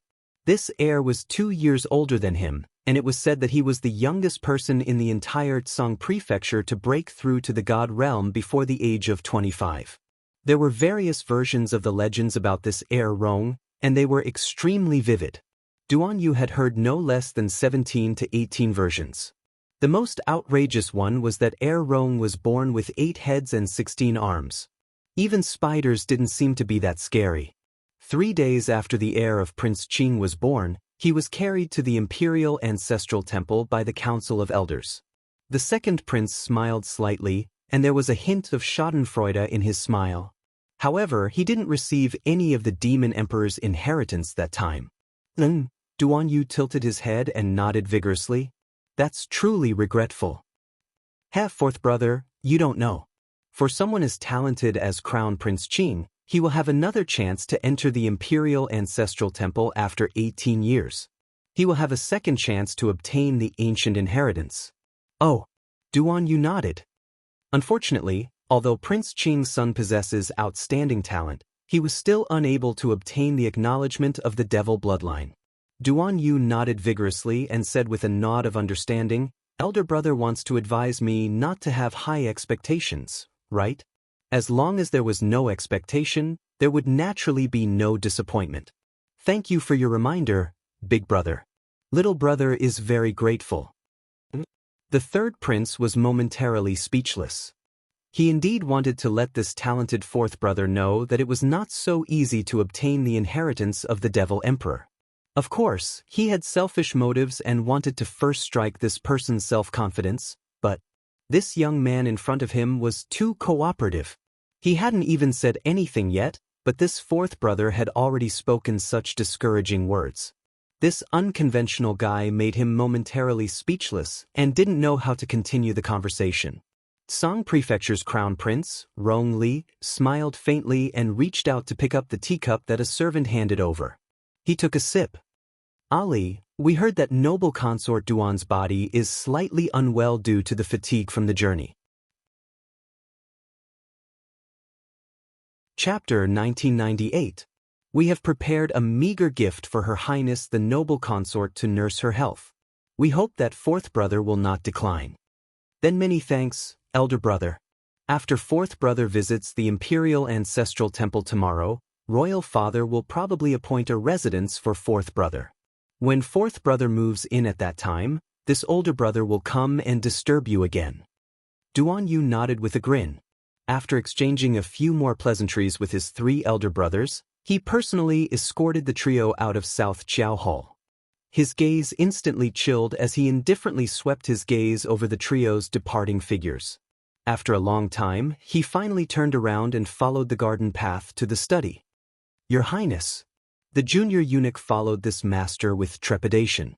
For some reason, this master had clearly just arrived at South Chiao Hall not long ago and was usually smiling, but for some reason, he often felt a chilly wind blowing from his heart. In the Phoenix, the Arch City, which one of them was a simple character. Bring the gifts they sent to the study first. Yes. Duan Yu entered the study and kicked the door closed without any decorum. He slumped onto the low couch in front of the window and half-reclined for a while with his legs crossed and head propped up in a sloppy manner. Until a junior eunuch knocked on the door and entered. He led a group of junior royal maids and eunuchs to move everything into the study. Your Highness. Duan Yu nodded and waved his hand to dismiss them. Afterwards, he flashed to the pile of gifts. He spent the entire afternoon in the study opening the gifts one by one. After carefully inspecting them for a while, he put them back one by one. After changing some of the things in the gift boxes, he threw a few more. By the time he finished admiring everything, it was almost dusk. Duan Yu sat down in front of the desk and stared blankly at the swaying shadows of the trees outside the window. After a while, he opened a secret compartment under the desk. He took out a rolled-up painting from inside. He supported his forehead with one hand and slowly unrolled the painting with the other. Duan Yu's gaze landed on the woman's expressionless, jade-like face in the painting. His fingers caressed it lightly as he muttered to himself, "When will you come? Your Highness, do you want to light a lamp and serve a meal?" Duan Yu heaved a long sigh of relief before rolling up the painting again and placing it in the secret compartment under the desk. He stood up and strode outside. Let's go to Qingren Hall. A moment later, the head palace maid of Qingren Hall hurriedly came in to report, "Nyang Nyang, His Highness has arrived." Noble consort Duan happily stood up. Just as she was about to go out and welcome him, she saw her son's handsome figure appear at the door and stride towards her. Mother. Duan Yu bounced to his mother's side, his eyes curving into crescents. Old Nanny Lin, who had taken care of Duan Yu and his mother for many years in Sikong Planet's Duan family, said with a smile, "His Highness the fourth prince probably hasn't eaten dinner yet, right? This old servant will ask someone to serve the meal." Noble consort Duan smiled as she took her son's hand and poked his forehead with her finger. "This child, you don't have a proper appearance all day long. Look at your lazy attire. Do you think this is still Sikong Planet's Duan family? Mother, does this son need to dress up like a flower to come to your place?" Noble consort Duan burst into laughter and glared at him in both amusement and annoyance.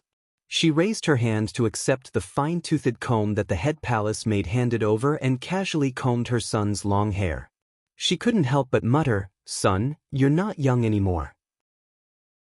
After you return from the Imperial Ancestral Temple and acknowledge your ancestors, how about Mother have your royal father arrange a marriage for you?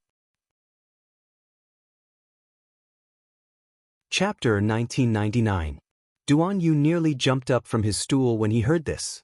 He hastily grabbed his mother's hand and said, "Mother, don't randomly matchmake Sun. At Sun's age, Sun is still only an infant in Sangzhou." Her Highness Noble Consort Duan almost burst out in laughter, and she lightly smacked the back of her son's head. "Nonsense. Mother, Sun is speaking the truth. Look at eldest brother, he's nearly 40 years old, but he hasn't married and had children yet. Is there a need to rush this matter? But your eldest brother already has a marriage partner. What about you?" Noble Consort Duan asked softly. "Ali, tell mother, do you have a girl that you fancy?" "No way."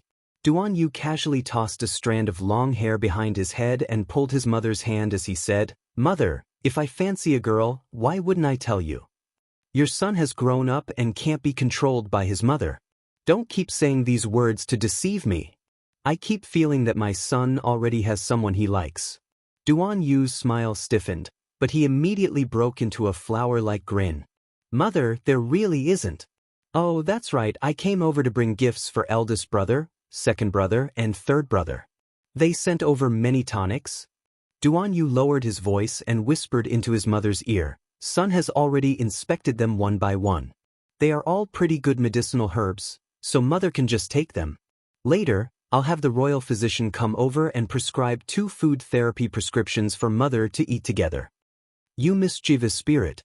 Noble Consort Duan pursed her lips and smiled as she patted her son's forehead. "Hey, you should carefully consider what mother told you just now. Son, you should get married early.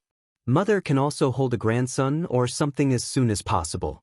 Duan Yu looked up at the sky speechlessly. "Mother, I already said that the average lifespan in Sangzhou is over 200 years old. Your son is only 20 years old. He'll only be 21 after the new year.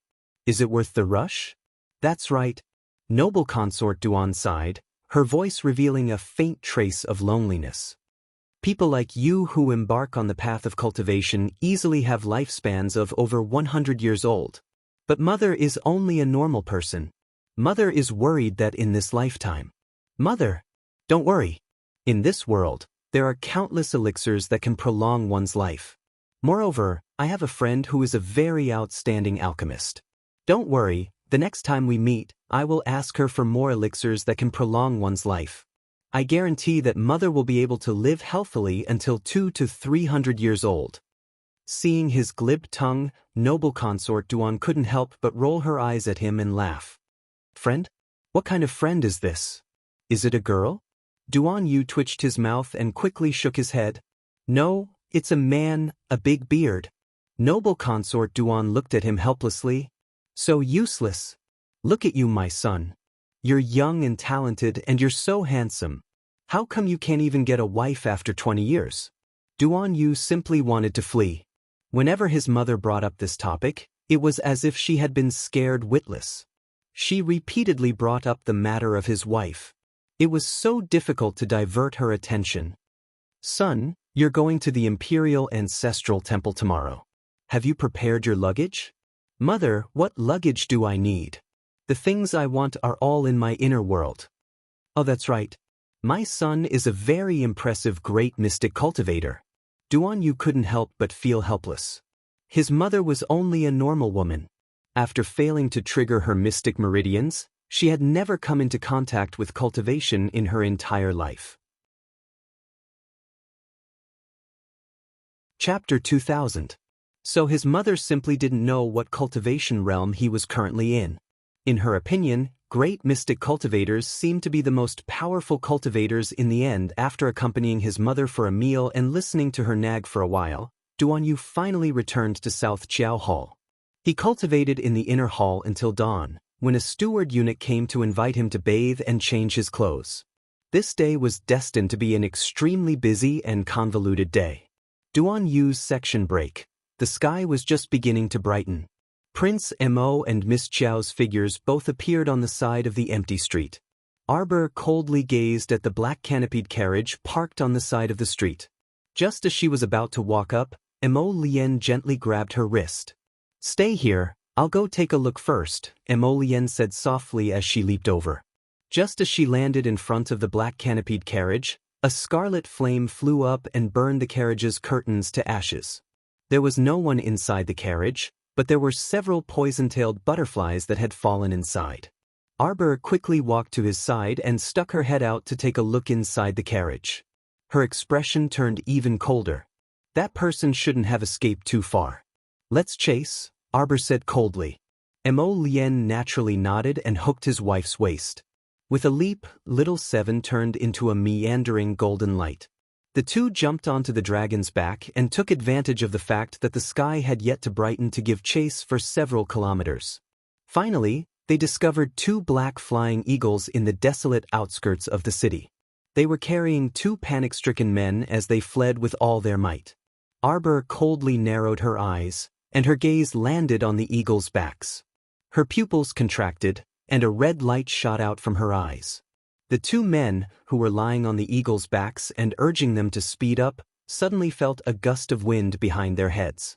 When they turned back to look, their hearts almost jumped out of their chests. They saw two large trees that had sprouted from the ground flying straight at their backs. The two men quickly patted the eagles beneath them and urged them to dodge in fear. But how could they make it in time? Once Arbor's telekinesis was activated, it was absolutely seamless and as fast as lightning. With just a quick thought, she would be able to use any external object within 100 meters at will. Boom! Boom! The two of them were pulled by the trees, and their flying speed immediately slowed down. A line of fire immediately landed on the backs of the two eagles. As soon as their feathers were ignited, two shrill eagle cries came from the sky. How could the two eagles withstand the roasting of the purple flame? Smoke rose from their bodies as they tumbled down from the sky and crashed heavily onto the ground. Mo Lien took a step forward and appeared in front of them with her arms around Arbor's waist. The two of them tried to resist, but were unexpectedly kicked in the chest by Prince Mo's two flying kicks. Their entire bodies rolled backwards, and their backs hit the ground heavily.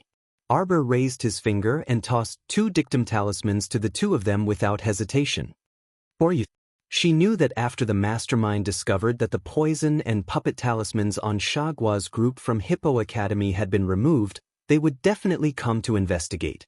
Thus, she had the poison-tailed butterfly follow the students from Hippo Academy and wait for them to come to her door. We are disciples of the Clear Sky Sect. Clear Sky Sect? I didn't look for you, but you took every opportunity to cause trouble for me. Arbor's eyes were filled with anger, and her fingers were tightly clenched into fists. Chapter 2001. When the competition is over, I'll look for you. Arbor's eyes flashed, and she flicked two explosion talismans at the two of them. In an instant, there were two loud booms. She didn't turn back to look at them again. She pulled Prince Mo and turned to leave. Jojo. Mo Lien gently pulled her little hand back and hugged her to his side. He lowered his head and gazed deeply at her.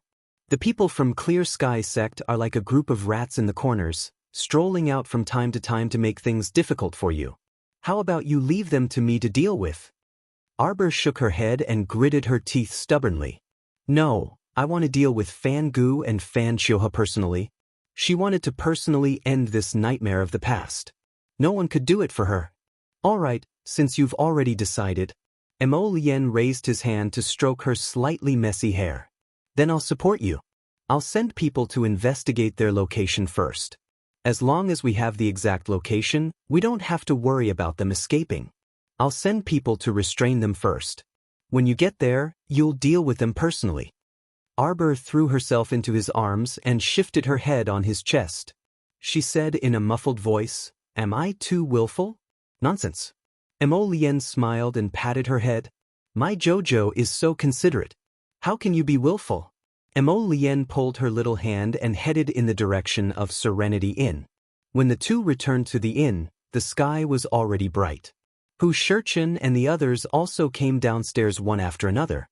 Looking up, Hu Shurchen, who was leaning on the side, happened to see the two walking in hand. "So early? Did you go out to do something naughty again?" Facing the morning light, Hu Shurchen smiled at Arbor. Arbor reached out and picked up 2 boxes of pastries. I met someone selling crispy meat patties at the street corner. I only bought 3 patties for 1 spirit coin. There aren't many. First come, first served. My Jojo is the most considerate. The venerable Peach Blossom Immortal's eyes curved into crescents as he smiled. He gently floated over to Arbor and lifted his hand to take the 2 boxes of desserts from her hands. I'm a little hungry. Hey, shopkeeper, give me another bowl of porridge. You're Jojo. Who's yours? Emolien rolled her eyes at young Master Phone. She pulled Arbor to the table and took the millet porridge from the owner. Arbor took out 2 more hibiscus cakes from the lunchbox and placed them in front of Shurchin. The little fellow propped up her chin with one hand as she stirred the boiling porridge in the bowl. She harumphed and said, if Duan Yu was here, he could finish these 2 plates of hibiscus cakes in one go. Emolien's hand that was holding the chopsticks paused for a moment. She picked up a piece of hibiscus cake and put it into her mouth.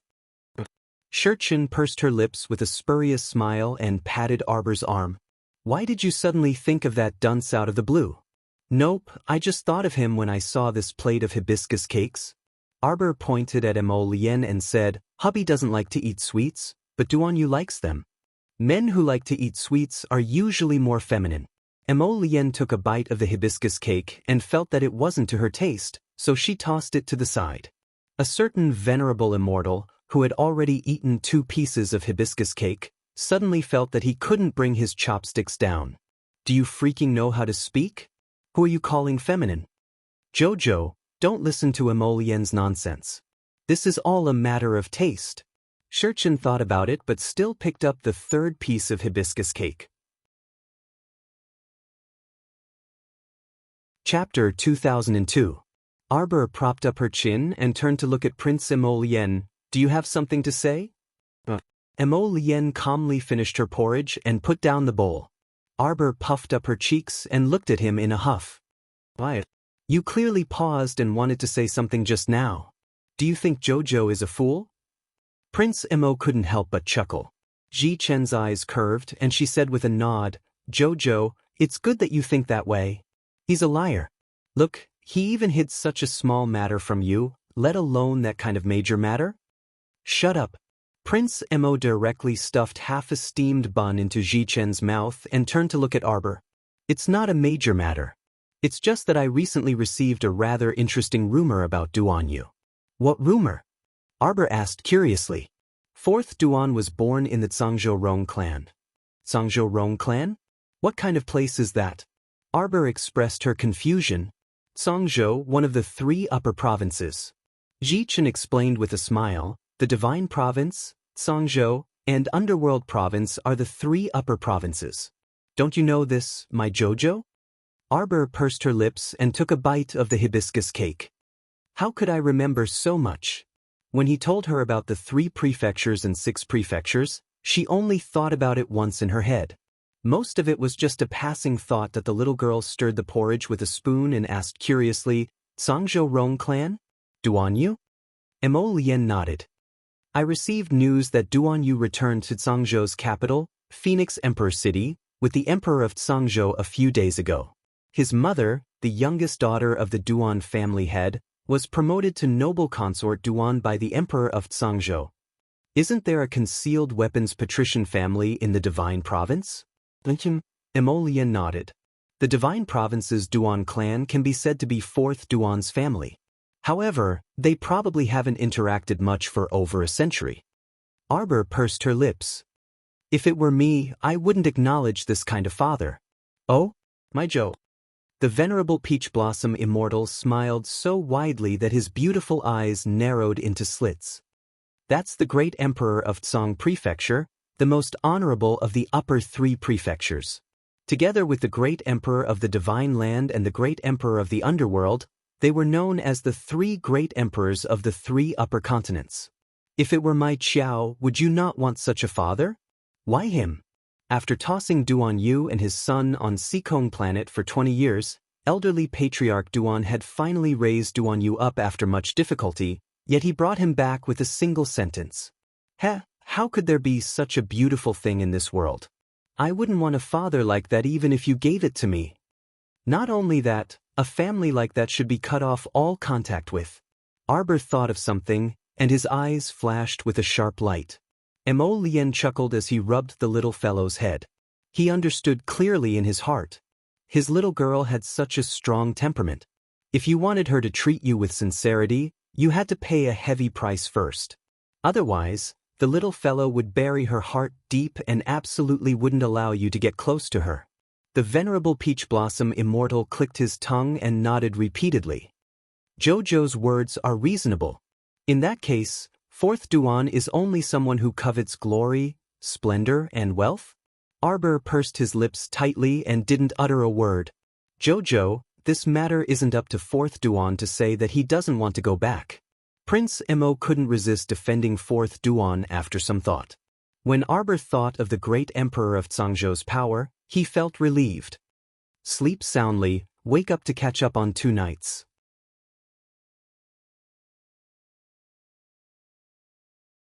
Chapter 2003. After all, with Duan Si's current power, it was impossible for him to go against Zhangzhou's emperor. Zhangzhou's emperor could probably wipe out Sikong Planet's Duan family 18 times over with a single finger. How could Duan Si win against them? Arbor felt a trace of anger in her heart, probably because she thought of her background and those unreasonable people from the 3 states. If they force me to go back, I'll definitely make their lives worse than death, and their homes will never be at peace. When she spat out this sentence, Crown Prince Mo and young Master Feng could both sense her intense emotional turmoil, and her tone was laced with intense loathing. Prince Feng quickly patted the little fellow's head. Don't worry, with me here, no one can force you to do anything. Mo Lien glared at Prince Feng's hand, and the latter glanced at her. Out of the corner of his eye, he saw Duan Muqing and the others coming down from the 3rd floor, so he retracted his hand. Hey, you guys are so early. The little fatty quickly walked down the stairs and dragged a stool to sit in front of them. Speaking of which, we should be able to enter the top 30 in 2 days. Mata took a bun, broke off a piece, and stuffed it into her mouth. I wonder if they'll play any tricks in the finals. Zhou Danjin looked at the students with an indescribable gaze. Instructor Zhou, if you have any concerns, why don't you share them with us? Zhou Danjin looked at the crowd. I think that since everyone knows that Xiao Qiao has a sacred beast by her side, the finals won't be held back. I reckon that the final match won't be carried out in a face-off situation. This was something that everyone understood. They knew that Jojo had sacred beasts, and perhaps more than one, but still wanted to fight with her for first place in the finals. That would be blind. Then, Instructor Zhou, what kind of tricks do you think the old men from the prefecture's first-class academies will play? Zhou Danjin sighed and shook his head. Let's wait and see. If the other party's request was too outrageous, it wouldn't just be the top academies that would be dissatisfied. Don't tell me they want us to clean up some zombie base again? The little fatty cried out with a piece of pastry in his mouth. Wei Wei shook his head. They're not that stupid. They didn't say that we can't use mystic beasts to sweep through the zombie base. That's right. Everyone nodded in agreement. If they wanted to target him, those old fogies of the academy would probably issue a rule that prohibited the use of any profound beasts in the finals. Arbor looked disinterested as he said expressionlessly, if we don't summon Bloodblaze and the others, do we really have no way to deal with those people? If those teachers from prestigious schools had such thoughts in their hearts, they would advise their students to take care of themselves.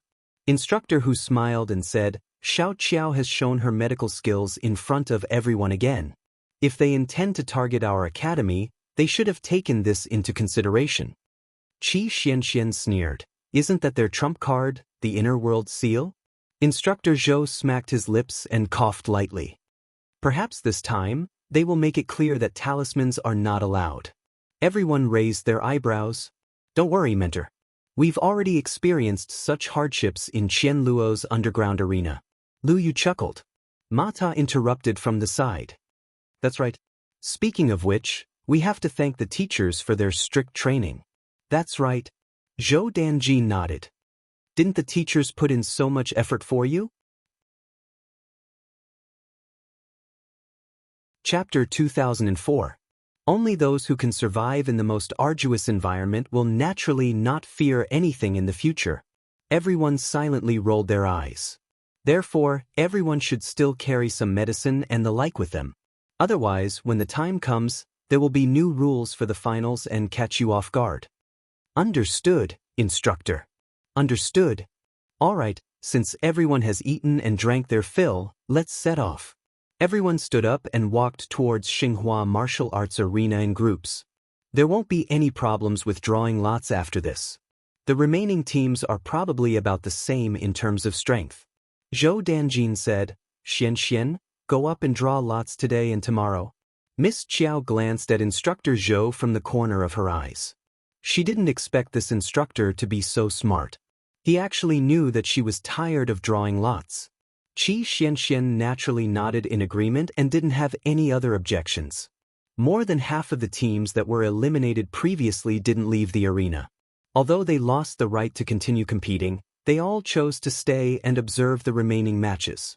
After all, they could learn a lot of actual combat experience from observing.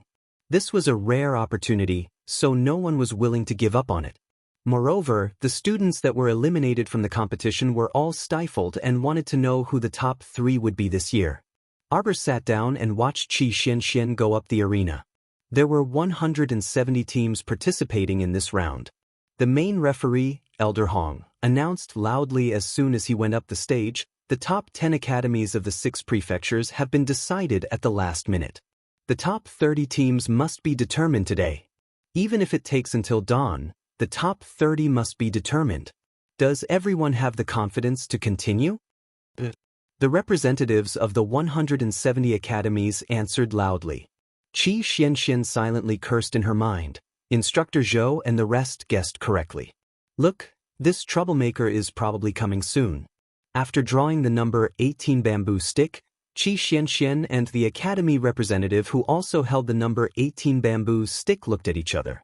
They didn't say anything else and directly jumped off the stage to return to their seats. Mai Qiao's section break, Song Province. Our dear Duan Yu, who left before dawn, sat in the imperial carriage and swayed back and forth as he dozed off. The young eunuch who accompanied him knelt by his side. From time to time, he had to stretch out his hands to support his master's head, so as to prevent him from hitting his head against the window. The noon sunlight seeped in through the thick curtains of the carriage and scattered on his jade-like face. Even Prince Qing, who was known as the number 1 handsome man in Phoenix Emperor City, couldn't compare to the 4th prince's gorgeous facial features and charming appearance. The little eunuch thought silently in his heart. Then, he heard a low voice coming from outside the carriage. Your Highness, we have arrived at Mount Taiyuan. Your Highness, Your Highness. The eunuch reached out to support his master's drooping head. The corner of his mouth couldn't help but twitch. Your Highness, it's time to prepare to climb the mountain. Duan Yu opened his bewildered eyes, and his watery peach blossom eyes were at a loss. Prince Qing, together with Prince Qing, requests an audience with His Majesty. A shrill voice sounded beside her ear. Duan Yu instantly lost his drowsiness. When he recalled the rumored 8-headed heir of Prince Qing, his eyes flickered. Let's go take a look. Your Highness, please slow down. Before the eunuch could pull open the curtains, Duan Yu had already jumped off the carriage first. When he looked forward, he saw Zhangzhou's crown prince, Rong Li, slowly alighting from the carriage with the help of 2 eunuchs. Make up for yesterday's 2 chapters. Tonight's 6 chapters, later. Chapter 2005. Although Rong Li's physique was a bit frail, he looked refined and courteous. He could be considered an elegant young master. Duan Yu cupped his hands at him and strode to the carriage. He saw the Prince of Qing, who was wearing a green fur cloak, striding to the Zhangzhou Emperor's carriage with a grin. He bowed and said, Your Majesty, this subject brother has disturbed you. Duan Yu was a bit disappointed when he saw the Prince of Qing's round figure. Rumors were indeed rumors. Just by looking at the Prince of Qing's appearance, how good could the heir of King Qing be? As expected, the rumors were false. They were nothing more than exaggerated rumors passed down from person to person. Duan Yu pursed his lips and looked away. When he turned his head, he saw a tall young sir with an outstanding appearance and a very indifferent expression. He was wearing a thin embroidered blue cloak as he walked forward. He was wearing a light green robe with several elegant green bamboos embroidered on the hem. The bright green hairpin in his hair shimmered faintly under the sunlight, setting off his snow-white face to appear aloof and indifferent. When his gaze landed on him, his footsteps paused and he bowed at him. "Your Highness the Fourth Prince." Duan Yu gaped as his gaze landed on that person. He hesitated for a moment before replying, "Qing? The heir of King Qing?" The young sir nodded indifferently. Duan Yu instantly silently retracted his internal criticism. The father is the father, and the son is the son. The heir of King Qing's appearance was probably 99% similar to his mother's, that however, this father and son pair was too festive. They were both dressed in green, and the heir of King Qing even had a green dot on his head. How much did he want to be green? At this moment, the Zhangzhou emperor also alighted from the carriage. The emperor had a tall and sturdy figure and an imposing heroic aura. Based on appearance alone, Duan Yu naturally took after his beautiful mother. To think that he was still silently criticizing other people. In reality, he and his father were only slightly similar from head to toe in terms of their dashing eyebrows. In reality, even their temperaments were not similar. The Zhangzhou emperor nodded and said, "Quickly go up the mountain. Don't miss the auspicious hour." Mount Taiyuan was where the ancestral temple of the imperial family was located. Since the founding of the dynasty, every time the imperial family of the Tsang prefecture went up the mountain to pay their respects, no matter how high their status was. Even the emperor himself had to go up the mountain to pay his respects. They were not allowed to use carriages. Fortunately, everyone had some foundation in cultivation. Even if their talent wasn't that outstanding, it wouldn't take much effort for a great mystic cultivator to climb a mountain. Half an hour later, several palace maids and eunuchs without any cultivation base hurriedly followed their master's footsteps and arrived at the Taizong Temple on Mount Taiyuan. Emperor Zhangzhou's expression was faintly agitated as he turned to Duan Yu and said, "Ali, enter the imperial ancestral temple with Qing." Duan Yu curiously glanced at Prince Qing's heir, Rong Qing. Didn't he say that he could only enter the imperial ancestral temple twice in his lifetime? Whether or not he could obtain the inheritance of the Devil Emperor would depend on his luck. But Rong Qing didn't say anything and didn't even look back at Duan Yu. The two of them ascended the long steps of the imperial ancestral temple. After walking for at least half an hour, they finally entered the main hall of the imperial ancestral temple. An elder with white hair and beard had already been waiting for them in the main hall for a long time. When he saw Duan Yu and Rong Qing enter the imperial ancestral temple one after the other, he greeted them with a smile. "Qing also came. Please wait a moment, Your Highness the Fourth Prince." "Qing come in with me first." Duan Yu was very indifferent. In any case, he had never cared about this Devil Emperor's blood. Chapter 2006. As he watched the elder lead Rong Qing inside, Duan Yu's heart did not ripple in the slightest. Prince Qing's heir was probably unwilling to give up and wanted to beat him to the punch and see if he could inherit even a wisp of the Devil Emperor's blood. Inside the inner hall, a gorgeous light suddenly flourished. The elder's excited cry came from inside. "Heir? Is it going to succeed?" Just as the elder finished speaking, that light suddenly vanished without a trace. The white-haired elder shook his head and sighed deeply. It still won't work. Every time, it was so close by, and the elder felt anxious watching from the side. When the two of them came out of the inner hall one after the other, Duan Yu specially paid attention to Prince Qing's heir, Rong Qing's expression.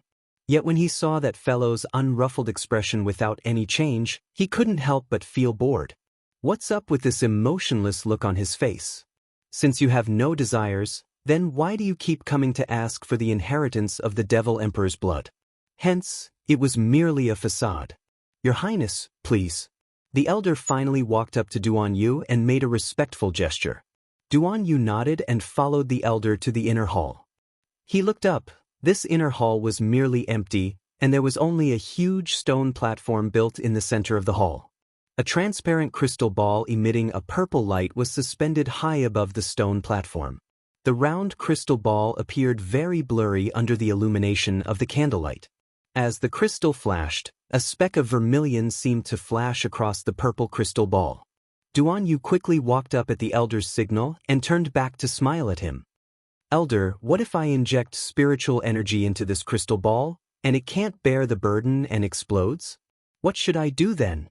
Duan Yu blinked and said, "At that time, where would I go to find another sealing ball that carries the inheritance of the Devil Emperor's blood for you?" The elder couldn't help but chuckle. "Your Highness, do your best. If you want to shatter this sealing ball in one go. It's impossible with just you." The elder forcefully swallowed his words. This kind of shrewd person naturally wouldn't say anything disobedient in front of Duan Yu. Duan Yu's hands came out from under his sleeves. Suddenly, a stream of water spirit appeared in his hands and shot straight at the inheritance sealing ball. After the spiritual energy landed on the inheritance seal, the entire sphere exploded with a blinding light. This kind of light was 1,000,000 times more dazzling than the light that burst out when Rong Qing went in. The elder was completely stunned. Prince Qing's heir, Rong Qing, who was standing in the outer hall, abruptly turned his head. His expressionless face finally revealed a hint of surprise. There was no lack of geniuses in this world. Standing outside the Imperial Ancestral Temple, waiting for the result of the inheritance, the Zhangzhou Emperor and the Crown Prince both looked up at the blinding divine light above the Imperial Ancestral Temple. Rong Li secretly suppressed the gloominess in his eyes and thoughtfully raised his head to look at the place where the strong light appeared. Song Prefecture's great Emperor Rong Yuan couldn't help but laugh loudly. "Could it be my son? Your Majesty! Congratulations, Your Majesty!" The elder ran down the long steps leading to the Imperial Ancestral Temple and reported the good news repeatedly. "His Highness the Fourth Prince is starting to accept the inheritance. Where's my son?" The emperor was so excited that his hands were shaking. The elder naturally also said excitedly, "His Highness is currently isolated. We can't approach for the time being." Chapter 2007.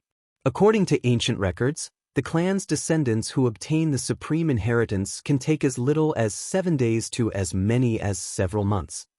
"Congratulations, Your Majesty! Congratulations, Your Majesty!" The elder had a fawning smile on his face, but he was a bit alarmed that he had neglected His Highness the Fourth Prince earlier. Once this honorable and magnificent His Highness the Fourth Prince absorbed the Devil Emperor's bloodline inheritance, he would come out. In the future, he would become the most powerful and noblest person in the entire Rong clan. It was simply unimaginable what His Highness the Fourth Prince, who had just returned home, would achieve in the future. Zhangzhou's great emperor, Rong Yuan, was also very happy. For thousands of years, his fourth son had become the only person in the Rong clan who could obtain the Devil Emperor's bloodline inheritance. How could he not be excited and happy about this? At this very moment, Duan Yu, who was inside the inner hall, felt as if his entire body was being burned by a raging inferno. It was indescribably unbearable. His entire body had been sucked into that transparent inheritance sealing ball, and he circulated his qi to resist the heat that was drilling into his body. That scarlet ray of light sank into the depths of his glabella. Duan Yu abruptly opened his eyes, and he couldn't resist howling in rage. Damn it, this was too fucking painful. This damn inheritance, was it trying to tear apart his conscience? At this moment, only he was very clear that his conscience seemed to be about to be evaporated by the heat. It was currently emitting waves of heat, causing his entire conscience to sink into an unbearably painful state. Duan Yu suddenly reached out his left hand and tightly gripped his right arm. When he looked down, he saw a very distinct red line of blood spreading up inch by inch from his left wrist, as if it was burning and tempering all the meridians in his body. This kind of pain from the reconstruction of his bloodline was truly unforgettable. Damn it. He didn't need this kind of inheritance, all right? It hurt, it hurt, it hurt. It hurt so much.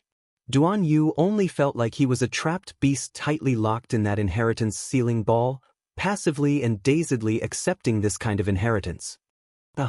A shrill howl broke through the summit of Zhangzhou's Imperial Ancestral Temple.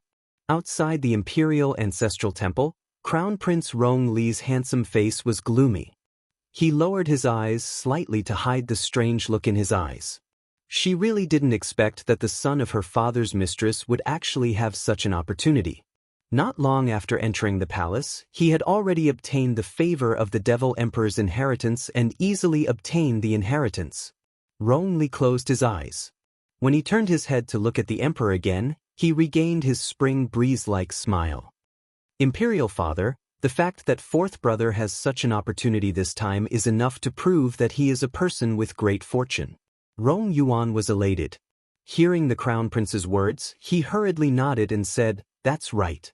According to the rules, fourth brother should move to Taiji Palace in the future." What?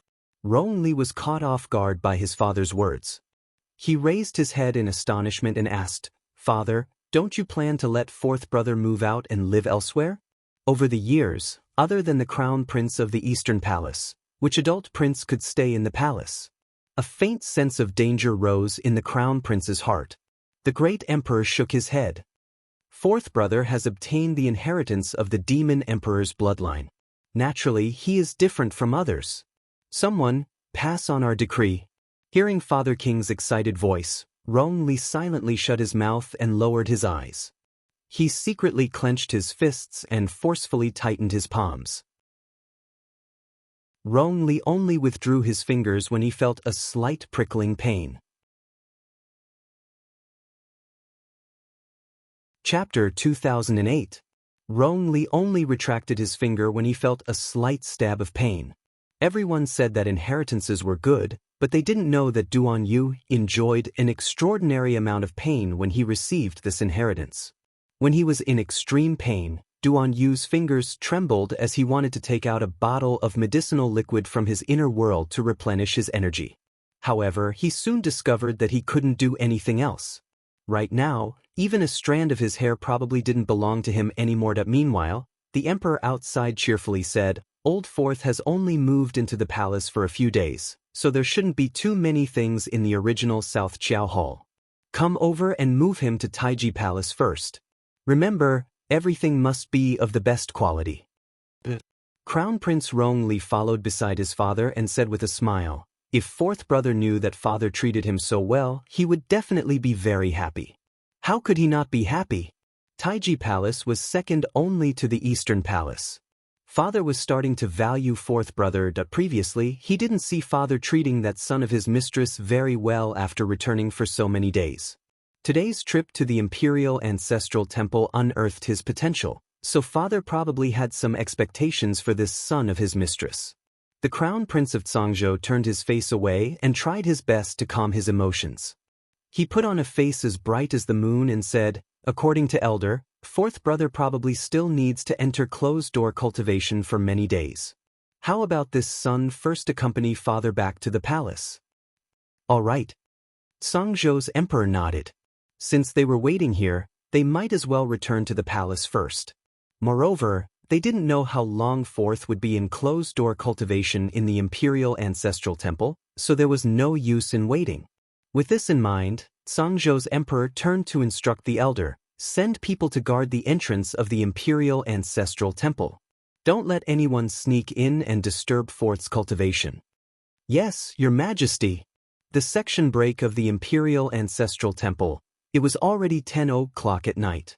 The Academy ranking competition to determine the top 30 was in full swing. Arbor was half leaning on Emolien's arm, so bored that he was about to fall asleep. Since the end of the battle with number 18, they had been sitting on the bench here for almost a day. "Might as well go back to sleep," Miss Chiao muttered unhappily. "Sigh, I wonder how long the competition will last?" The instructors of the 6 prefectures' first-rate schools were quite willful. With just one sentence, everyone would accompany them and burn the midnight oil. Emolien reached out and stroked her head. "Jojo, if you're tired, you can sleep for a while." It seemed that the competition had nothing to do with them. There probably wasn't any team that didn't have eyes that would point out their top academy to the stage and decide the outcome of the battle. Arbor nodded. He rested his head on Emolien's arm and closed his eyes. He really did fall asleep. In the middle of the night, a loud roar woke her up. Arbor opened her eyes in a daze and looked at the brightly lit Xinghua Gladiator Arena. She helplessly rolled her eyes and said, "It's not over yet? Actually, it's not impossible to decide the top 30 tomorrow. Why is it so urgent to go to Brinset Island?" Arbor raised her hand and yawned. She leaned her head on Emolien's body and adjusted her posture. Shuntian Prefecture's Celestial Light Academy challenges the top academy. Suddenly, a shout fell into everyone's ears. Chapter 2009. This was like eating an iced watermelon on a summer day. Everyone suddenly felt their eyes brighten. Holy shit, someone actually came to challenge us? The little fatty jumped up excitedly. Go go go go go. Let's go to the arena. Sitting here was really not fun at all. It wasn't easy for the Dawn Academy to be so happy to challenge them. Only a fool wouldn't go. Arbor rubbed her eyes, but her small hand was gently pulled down by Emolien. Then I'm going. The little guy stood up shakily and followed the crowd. Just as he took a step forward, he heard a young referee on the arena call out awkwardly, "Wrong, wrong. The Dawn Academy isn't challenging the top academies. The Dawn Academy just said that they are challenging. Cough, Starlight Academy." Bai Xia and the other two hurriedly stood up and walked towards the arena with a few seniors. When they passed by Arbor's group, they looked at them speechlessly. The little fatty was even more speechless. He slumped into his seat and said, "Crazy." They were blindly excited for half a day, but it turned out that the other party wasn't going to challenge them. What's the overall ranking of our academy now? I don't even know how they calculate the points. How can JoJo only be ranked 7th in the individual rankings? Exactly. I'm even suspecting that there's something fishy about the way they calculate the points. Arbor couldn't be bothered to care about how they calculated the points. She only had one goal, which was to go to Brinset Island, go to Chiochio, and rob a large amount of spirit energy. At that time, whether or not those 3 pitiful spirit realms could continue to exist for a long time would depend on her mood. After sitting there for another 2 hours, the main referee, Elder Hong, finally personally walked onto the arena and said to everyone with a smile, "After everyone's non-stop efforts, the 30 teams participating in the finals have finally been decided. Elder Hong, let's take a day off for the finals and continue the day after tomorrow." A Moonlight Academy student couldn't help but shout. He really couldn't take it anymore. After so many consecutive days of competition, today was still the kind of free selection. Their Moonlight Academy was really unlucky. They had been selected for as many as 3 rounds, and no one knew how they managed to survive the last round. Those bastards, bullying the weak and fearing the strong. They only knew how to find trouble with their Moonlight Academy. Why didn't they go and compete with the top academies? Elder Hong smiled good-naturedly and said, "Don't worry, the mentors have already considered this point. We'll give everyone a day off tomorrow. The day after tomorrow, I'll let all of you participate in the final competition in high spirits," Elder Hong said with a smile. The final competition this time is different from the previous competitions. Elder Hong stretched out his hand and waved, causing a piece of paper that was filled with the rules of the final competition to appear in his hand, and then he lightly shook it before it appeared before everyone. After a discussion among the top 10 academies of the 6 prefectures, we've decided to let everyone participate in a grand final competition. Everyone was speechless. Looks like we still have to thank you. There are 3 stages in this round's final round. First, test his cultivation base. Secondly, we will test your mystic sense or spiritual sense. Thirdly, this is the most important event. The competition will release all kinds of birds in the sky above the arena. You will need to use your mystic sense to control them. Chapter 2010. The competition is very simple. The person who obtains the most birds will win the final round. Everyone looked at each other in dismay. Zhou Danjin slapped his thigh and stood up, howling, "Everyone, isn't this strange competition a bit too much of a joke?" Some of the instructors from the other schools all agreed. "Joke, this is way too much of a joke." In the past, the victor was determined by strength, but this year, Instructor Chao Dan from the Sunlight Academy also shook his head. I've never heard of or seen such a competition before. What's the point of testing cultivation and consciousness? Isn't this just empty talk? Some people with lower cultivation bases and spiritual senses may not necessarily be unable to defeat others with their own strength, right? We're purely testing cultivation and consciousness this time. An instructor from the Dawn Academy said sternly. We can't borrow any external power. Isn't this a true demonstration of our own strength? Arbor turned her head in amusement and glanced at Zhou Danjin. Instructor, your crow's beak hit the nail on the head. The instructors at the top of the 6 prefectures were indeed starting to feel restless. It was a pity that no one of her age could compare to her in terms of cultivation and consciousness. Arbor shook her head. She didn't know if she was pitying the instructors of the Dawn Academy for being unable to do anything to her in the end, or if she was laughing at their stupidity. The first step of the final round is to test cultivation. Instructor Chao Dan said exasperatedly. What's the use of just testing cultivation? There are many people whose cultivation and strength aren't on the same level. Then how can we? Where is the person who killed my son? A sudden roar interrupted Chao Dan's ramblings. Everyone looked up in shock and saw a hale and hearty old man leading 40 or so spirit masters of the 7th level of the spirit realm into the air above the arena. The old man's face was slightly twisted as his gaze swept up and down the arena. Where are the people from the top schools? Hurry up and come out to meet your deaths. Arbor was a bit startled and stared blankly for a moment. She couldn't help but ask in a low voice, who is this old man looking for? Qi Xianxian and the others were speechless. It turned out that after this little guy killed Zhao Li, he completely forgot about this person. It should be Zhao Li's father. Mata couldn't help but twitch the corner of his mouth. Jojo, don't you remember that Zhao Li from Flying Flower Academy, the one who ambushed us from behind? With such a vivid description, Arbor immediately remembered. He nodded and said, so it's him. What was going on? After killing a young one, the old one actually came knocking on his door? Prince Simo reached out and held her little hand. Arbor turned and winked at him, telling him not to worry. Then he left his seat and walked towards Zhao Li's father. You must be Zhao Li's father. Zhao Li's father coldly glared at the little girl in front of him. He was so angry that his teeth itched. The little girl's calm and composed expression was really eye-catching. He couldn't wait to pounce on the girl in front of him and tear her to shreds. Then he would grind her bones and scatter her ashes to dispel the hatred in his heart. Zhao Li was his precious only son. You're here for revenge? Arbor hooked her little finger at Zhao Li's father expressionlessly. Come, your son will have company on the road to the Yellow Springs. All the teachers and students were speechless. Ignorant child, you've gone too far. The 6th watch ended.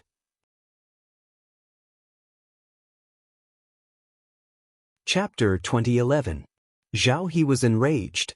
A streak of spirit energy flew out, sweeping towards Arbor like a poisonous snake. Mo Lian's eyes were filled with anger. She leapt up, flying to Arbor's side in an instant. With a flick of her sleeve, Zhao He's spirit energy was sent back the way it came, being repelled by a mighty force.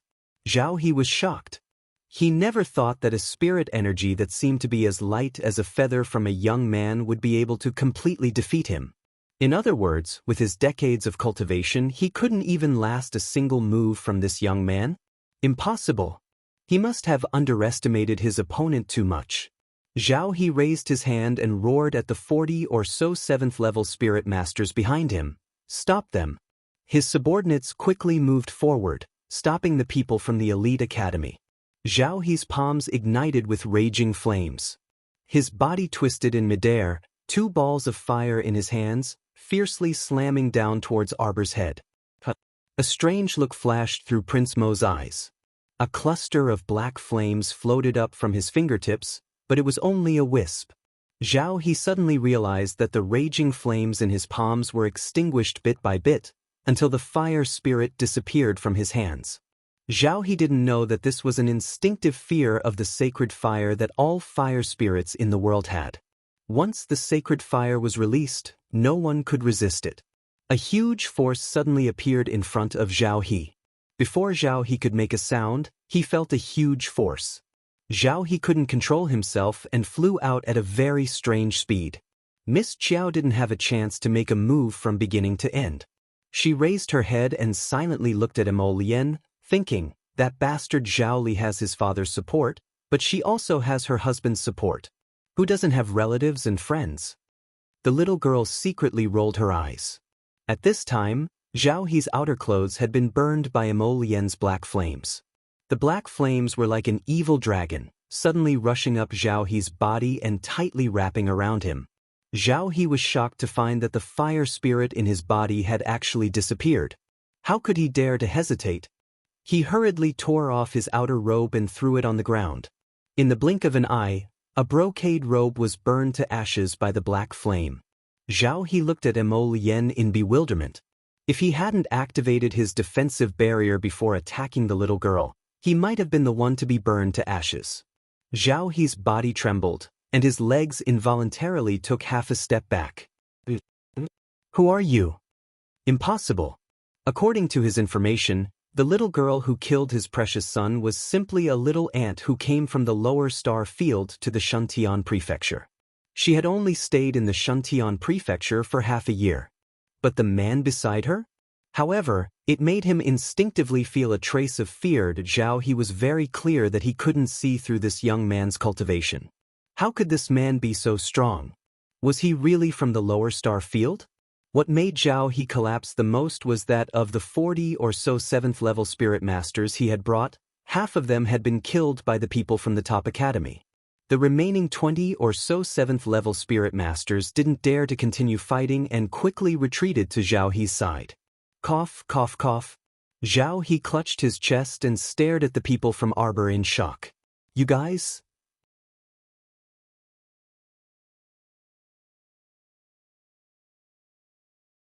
Chapter 2012. It was hard to believe. Not only were these ants from the lower star domain arrogant, but they were also able to beat up so many of his 7th rank spirit masters in one go. What kind of strength was this? Zhao He scanned the people from the top academies with lingering fear.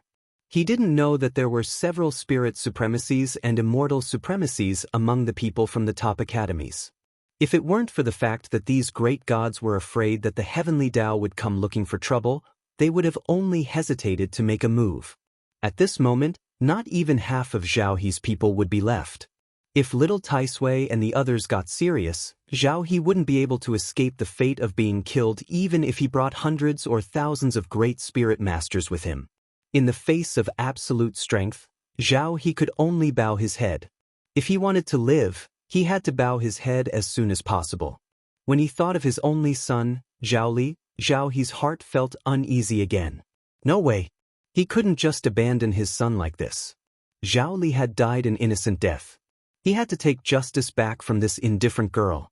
Even if he couldn't take it back, he had to take a bite out of that girl. Zhao Li was about to step forward to pester her when he heard Emolien say coldly, "Take care of him." 4 or 5 shadow guards immediately appeared behind her. Under Tong's lead, they used their spirit power to lock the shocked Zhao He in place. They dragged along a few of Zhao He's disciples and immediately disappeared in front of everyone. Miss Chiao blinked, then shook Missouri Lian's wrist. Who is he? How come I've never seen him before? He's called Tong, someone the Emperor sent over. Let's use him first. Currently, he was still lacking manpower. When he returned to the Divine Prefecture, he could slowly replenish them. Arbor nodded. Jojo, don't worry. Emolien raised a hand to touch her cheek. I can take care of these idle people. Arbor couldn't be bothered with Zhao He's matter. Since Prince Mo had taken care of everything for her, Miss Chiao was naturally happy to be idle. Lien, that person called Tong was sent over by the Emperor of the Divine Prefecture? Emolien nodded. Reliable? I don't know yet. Emolien shook her head. But for now, he's obedient and hasn't caused me any trouble. Oh, Arbor said. After Zhao He's group was dragged away, the interrupted competition finally returned to normal. It was only on the surface that he looked calm. As for the people's hearts, they looked at Emolien with eyes full of stormy waves. Arbor was too lazy to care. The first event of the finals will be held in the afternoon. You can go back to the inn and rest for the first half of the day. Everyone was speechless. Isn't this competition of yours a bit too tight? She hated that she couldn't even use the time to eat and sleep. In just a few days, he had to fight so many matches. The intensity was high, and the strength of his opponents was high. Many people couldn't hold on any longer. Now that they heard that they could only rest for half a day, no one grumbled anymore. They immediately pulled their teams and hurried back to the inn. Are you kidding? Zhou Danjin said indignantly. This year's competition is simply a mess. I wonder who's the one who keeps coming up with these lousy ideas. They're just trying to fool people. Little Fatty and the others comforted Instructor Zhou, then returned to Anping Inn with the other instructors. Arbor didn't care. Chapter 2013. It didn't matter if she rested or not, that it was all the same to her anyway. She wasn't tired at all. It didn't matter if she rested or not. Zhou Danjin brought the students back to Anping Inn to rest. They planned to have lunch together. When Arbor returned to the inn, Mo Lien pulled her back to her room to sleep. Miss Chiao didn't feel sleepy at all. Although they had been rowdy the entire night last night, she could be considered to have slept for a while as she leaned on Mo Lien's body intermittently. Hubby is sleepy. Mo Lien pulled her small hand as they trotted upstairs. Leaving behind a bunch of people who were crying piteously for food, he anxiously watched their backs as they left, secretly grinding his teeth. Waiter, bring out whatever food you have. Qi Xianxian helplessly watched the couple leave. She could only summon the waiter in the inn. Mai Qiao's section break, 90,000 miles away from the border city of the Divine Land. Inside the Pangu clan's camp in the Aurora Sandland. A woman's painful howls could be heard. Princess Jing held the brush in one hand and put the finishing touches on the drawing paper. Then, she raised her head and glanced at the maidservant beside her. What's wrong? Third miss, you haven't recovered yet? Xinlan bowed to her respectfully. Third miss needs some time to be reborn. Princess Jing sneered. She threw her brush onto the washers and said indifferently, Her? Reborn? Don't joke around, Xinlan. She's just a clown at best. Xinlan lowered her head and didn't say anything. Jing Linyao didn't want to pursue the matter. She lifted the curtain and strode out.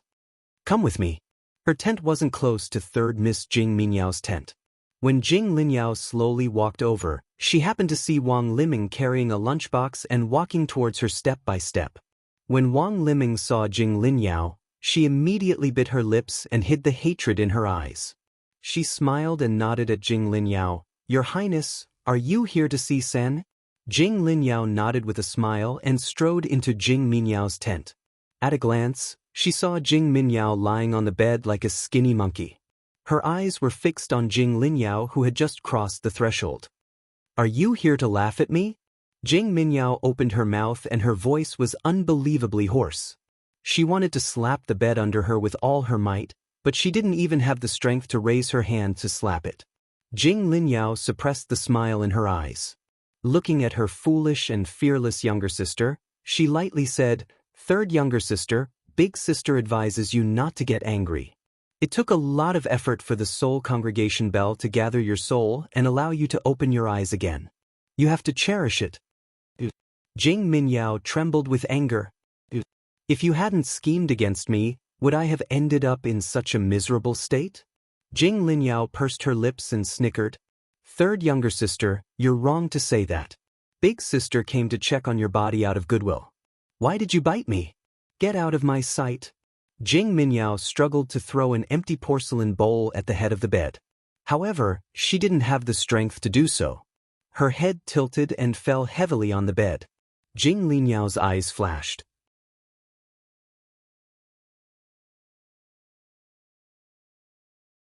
Chapter 2014. With a faint smile, Jing Linyao said to Wang Liming, Madam, if you have time, you should spend more time with my sister and persuade her to control her temper. What do you mean? Outsiders are not like our family. As her elder sister, I have to give in to her in everything and accommodate her in all aspects. But what about outsiders? For example, that crown princess, will she let go of my sister? Madam, you don't know how to teach your sister. Jing Linyao smiled with a trace of coldness. After she goes out, there will be outsiders to teach her. Don't you think so? Old Mistress Jing was so angry that she fell backwards, her beautiful face flushed red. Patriarch is here. An announcement interrupted everyone's conversation in the tent.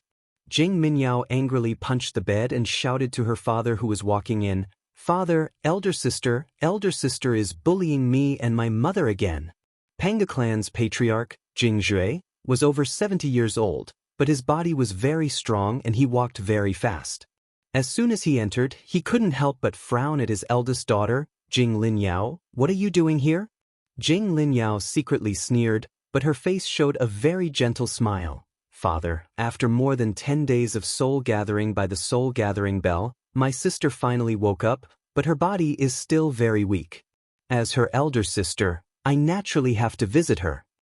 It's just that my sister has always misunderstood me." Jing Linyao smiled. "I didn't say anything. I just wanted Madam to teach her well. But she said that I bullied her? Father, after all, this is a lesson learned. If Min Min continues to be so arrogant, she will kick a hard iron plate like this time, and there will be no turning back." "Shut up." Wang Liming was furious. This woman kept on cursing her daughter. Did she want her Min Min to die again? Jing Linyao innocently looked at Mrs. Jing, Wang Liming. She then turned her head to look at her family head, Jing Zhu, who was looking at her thoughtfully. She smiled faintly. "If there's nothing else, you can go back first," Jing Zhui said coldly, looking at Princess Jing without any fatherly warmth. Jing Linyao nodded obediently and bowed to Jing clan head. "Daughter will take her leave first." Just as she stepped out of the tent, she heard Madame Jing sobbing. "Look at how eldest miss is behaving. She doesn't put me in her eyes. Father, it's Jing Linyao who hurt me, Jing Linyao, that woman. Father, I want to kill her, I want to kill." Cough, cough, cough, cough, cough, cough. Jing Minyao's body twitched violently. Her mother, Madame Jing, was scared out of her wits. She hurriedly rushed up to hug her daughter and shouted, "Min Min, Min Min. Min, don't get emotional. Didn't you hear what our family's witch doctor? After using the soul gathering bell to return to your soul, you must maintain a stable state of mind for the next 15 days. Don't get too excited. Otherwise, even if you succeed in the future, there will be repercussions in your brain." "I can't control my emotions." Jing Minyao screamed, "Father, kill Jing Linyao for me. Kill her. It's her who hurt me, it's her. She must be the one who told me about Prince Mo's consort. It's her who led me to provoke that witch, that bitch." Jing Minyao screamed on the bed with a twisted face. Chapter 2015. Old Mistress Jing was so frightened that she quickly pressed down on her daughter's body. Daughter, don't be so noisy. If you do this, you'll only be harming yourself." Mother, I'm in so much pain, so much pain. Min Min, where does it hurt?" "Mother, I'm in pain all over, so painful, so painful." Madame Jing held her down, wiping her tears as she said, "Min Min, bear with it a little more. The soul congregation bell is like this. After it successfully gathers the soul, you won't fully recover immediately. You'll need time to recuperate. Don't make a fuss anymore."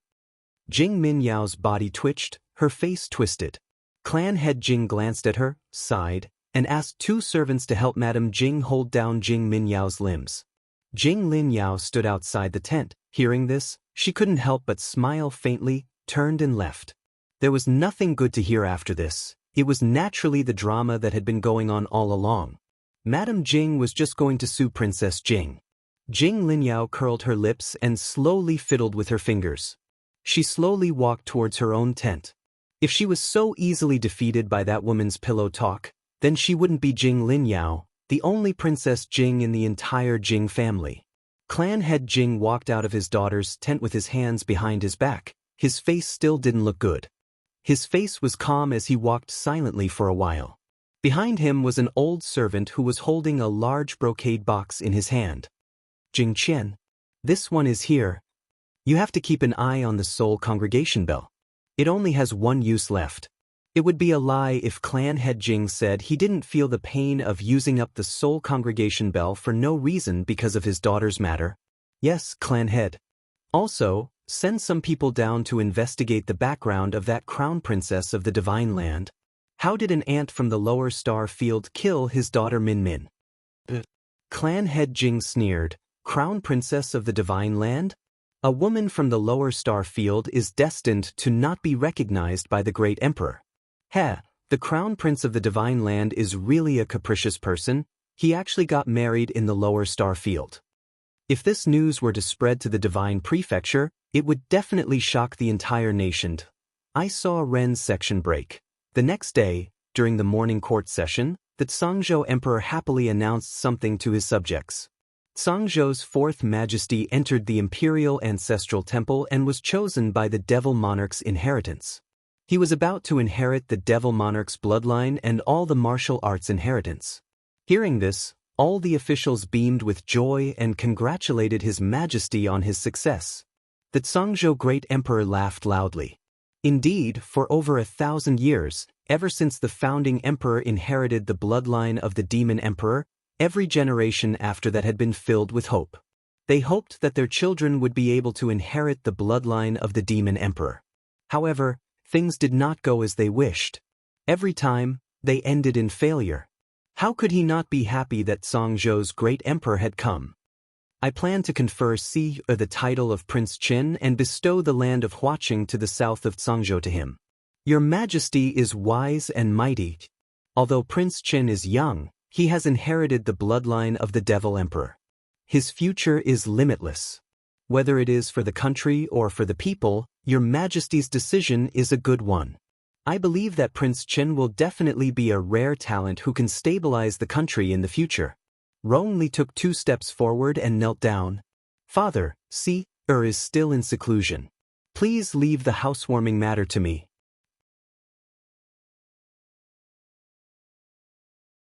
Chapter 2016. The second prince and the third prince hurriedly took a few steps forward, prostrated themselves on the ground, and said in unison, "We are also willing to help."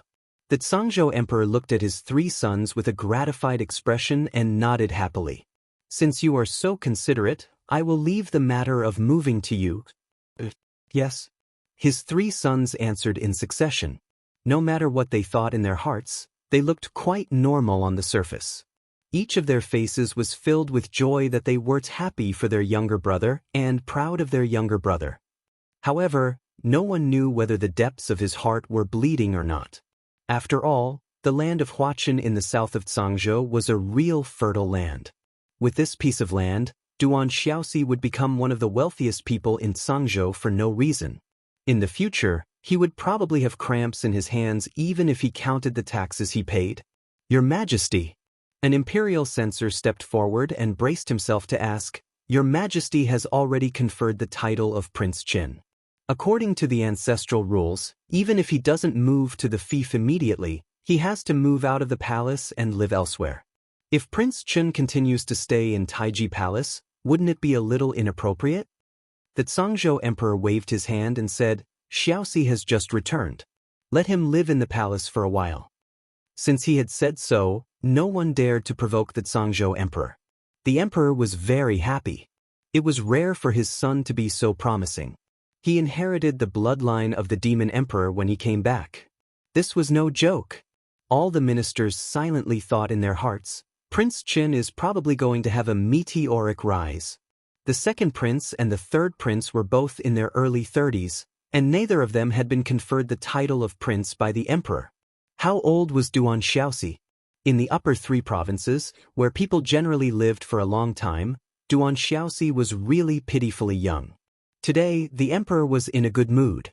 All the ministers felt that even if they reported a few sad political affairs, the emperor would not be too harsh on them because he was in a good mood. Thus, the morning court session ended in a harmonious manner. After the court was dismissed, the second prince and the third prince left the town hall. They hurriedly caught up with Crown Prince Rongli and asked with a smile, "Eldest brother, this matter of moving is an order from father. It's better that we do it as soon as possible." Rongli glanced at them and nodded. Let's go. The three of them called for a carriage and arrived at South Chiao Hall. The servants in the hall had already received the news and knew that the great emperor had personally given the order to move their masters. They had already packed their masters' clothes and necessities and had been waiting for a long time. Rong Li looked around and nodded. Is there anything that hasn't been sorted out? Let's move over in the afternoon. The little eunuch had a troubled look on his face. This servant does not dare to enter the master's study. Rong Li nodded and walked slowly towards the study. He said calmly, since it's not easy to tidy it up, let's move the things in the study, including the tables and chairs. That way, we won't leave behind anything important. Everyone was overjoyed when they heard this. With the Crown Prince's guidance, everyone immediately went to the study to move things. When they moved to the big Nanma desk, 4 or 5 people felt that it was not strong enough to carry it, so they went to find some helpers to carry it. When they walked to the door, the big desk scraped against the door, and they quickly stabilized it. A dark drawer suddenly fell from under the desk, and a painting scroll rolled out from it. Chapter 2017. Rong Li was slightly surprised. His eyes fell on the scroll of the painting. He signaled a young eunuch to come forward and pick it up. The young eunuch understood and stepped forward. He bent down and picked up the painting scroll from the ground.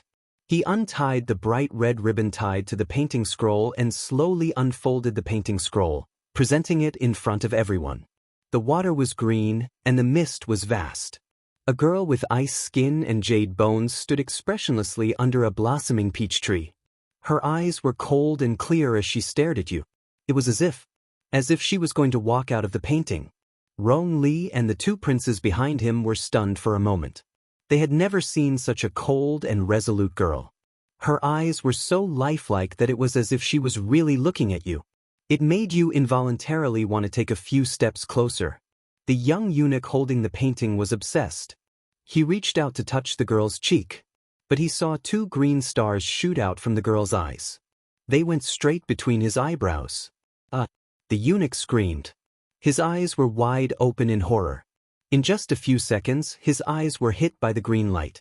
The scroll in the eunuch's hand fell to the ground. He immediately covered his face and screamed. He rolled on the ground and hissed. The servants who were carrying the furniture around were all scared silly. They didn't dare to approach the painting that was unfolded on the ground. They all stared at the painting of a beautiful young girl as if they were looking at a demon. Who allowed you to touch the master's painting? A pure white figure suddenly landed beside the young eunuch. With a sweep of his palm, the young eunuch was swept out of the door and thrown outside. Rong Li looked carefully. He saw a man in white with a face like a full moon. He was tall and handsome. He had a pair of slightly raised foxy eyes. There was a hint of anger. He reached out and gently sucked the scroll into his hand. He flicked his sleeve to sweep away the non-existent dust on the scroll. The man gently closed the scroll and put it in a brocade box. He coldly glanced at everyone present. Do you want to get out of here, or do you want me to throw you out? The second prince's eyes were angry. He couldn't help but shout, Who are you? Why are you talking to us like this? Do you know who we are? Even if 4th brother was here, he wouldn't use such a tone to talk to us. Boom! Just as he finished shouting, the second prince felt his entire body fly up and fall out of the window. He did not have any strength to retaliate and was slapped to the ground in an instant. A true 7-tailed celestial fox holy beast? The third prince looked in horror at the 7 long tails that had suddenly appeared behind the white-clothed man. He raised his eyes in a daze and looked at him with some fear in his heart. Heavens, just what kind of background did 4th brother have?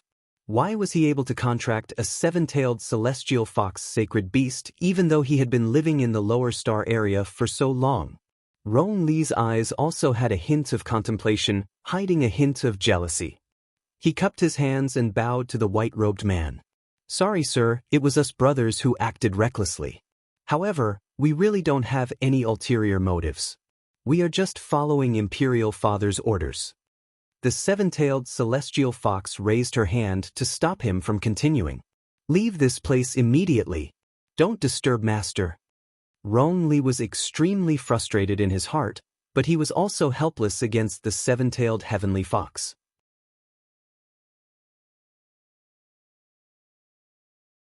Chapter 2018. Rong Li bowed his head and cupped his hands at the seven-tailed divine fox, then turned around and gave the third prince a look. After leaving, he helped the groaning second prince up, and the group walked out of South Chow Hall. The seven-tailed divine fox coldly glanced at their backs, then looked down at the brocade box in his hand before disappearing from the study. Soon, his figure appeared in the Imperial Ancestral Temple's inner hall. He raised his head to look at his master, who was contained within the purple crystal ball and enveloped in rays of purple light. Raising the brocade box in his hand, the seven-tailed divine fox urgently said, "Master, the painting is safe and sound. I've already retrieved it. Please cultivate in peace without distractions. Be careful not to suffer from chi deviation." As soon as he finished speaking, the person who was originally struggling in the purple light slowly calmed down. The seven-tailed divine fox helplessly shook his head. He lowered his head to open the brocade box and took out the painting scroll. He slowly unfolded it and sighed softly at the expressionless little stoic in the painting. On the other side, Sangzhou's crown prince and his entourage hastily came out of South Chow Hall, each of them cutting a sorry figure. They were also carrying a eunuch behind them. This eunuch was Rong Li's personal eunuch. At this time, he was already covered in bruises, and the mournful cries from his mouth gradually died down. In the end, he turned into a corpse. The two eunuchs who were carrying him were so scared that their faces were drained of color, but they did not dare to carelessly leave him behind. They carried the young eunuch all the way out of South Chow Hall, 1 foot high, 1 foot low. Cough, cough, cough. The second prince couldn't stop coughing violently, and his eyes spouted flames of fury. That bastard actually poisoned the painting? The third prince had already seen the little eunuch's death, and an inexplicable chill rose in his heart. Rong Li couldn't help but laugh bitterly. It seems that we still underestimated this new younger brother's methods and scheming. Look at that ruthless heart, wanting to die just by touching the painting. This kind of viciousness was also rarely seen in the world. What method exactly was that? The second prince asked irritably as he clutched his aching chest. Just now, he simply didn't know what was going on and was sent flying by the seven-tailed divine fox's tail. There was simply no comparison in terms of strength. This made him inexplicably feel that in front of his fourth brother, he was just a trash whose cultivation and strength could not be any more trashy. This painting should have a hidden mechanism. Once it is touched by an external force, it will trigger the mechanism in the hidden layer. It was just that this mechanism was too exquisite. It actually shot out from the eyes of the woman in the painting, making it impossible to guard against. One had to know that when they saw the painting just now, everyone's eyes were immediately attracted by the cold eyes of the woman in the painting. They were almost unable to shift their gazes away. A shrewd glint flashed through Rong Li's eyes. His original surname was Duan. He's a member of the Duan clan, a concealed weapons aristocratic family on Sikong planet. Duan clan? The Duan clan of the Divine Land? That's right. The Duan family of the Divine Prefecture should be his maternal family. Damned little bastard, how ruthless! When the second prince thought of the embarrassment just now, he couldn't help but get angry. Big brother, who do you think the woman in the painting is? How could he hide such a treasure in the secret compartment of his desk? You even tampered with the painting to prevent people from touching it? Rong Li snorted softly and said with a smile, "I'm guessing that this is probably fourth brother's sweetheart." Big brother, do you still remember the appearance of the woman in the painting just now? I roughly remember, but I reckon that no one can draw out the charm in it.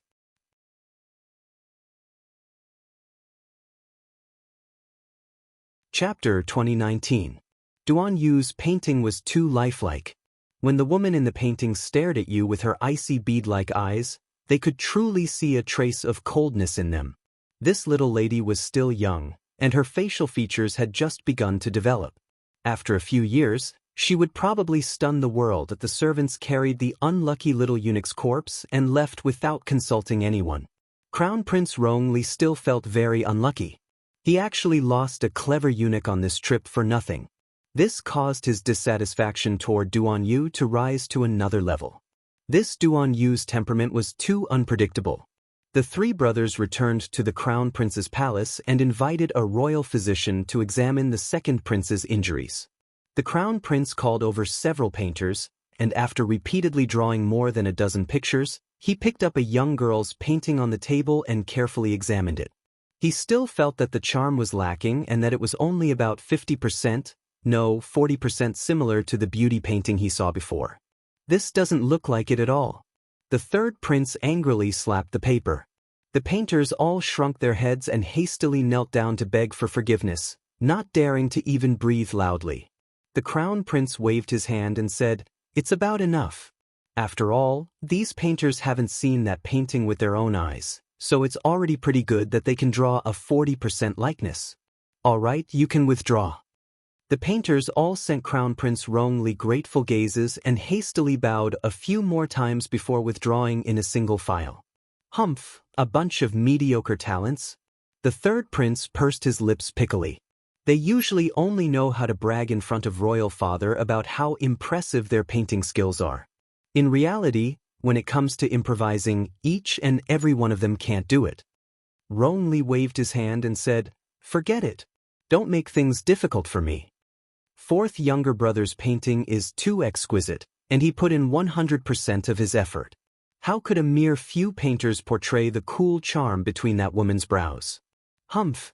The third prince snorted in dissatisfaction and looked at the painting left and right. The more he looked at it, the more disgusted he felt. "Eldest brother, do you think we can find the person with this painting?" "Not sure." Rongli shook his head. "However, if we investigate from Sikong planet where fourth younger brother is, I reckon we should be able to find this woman." "That's good."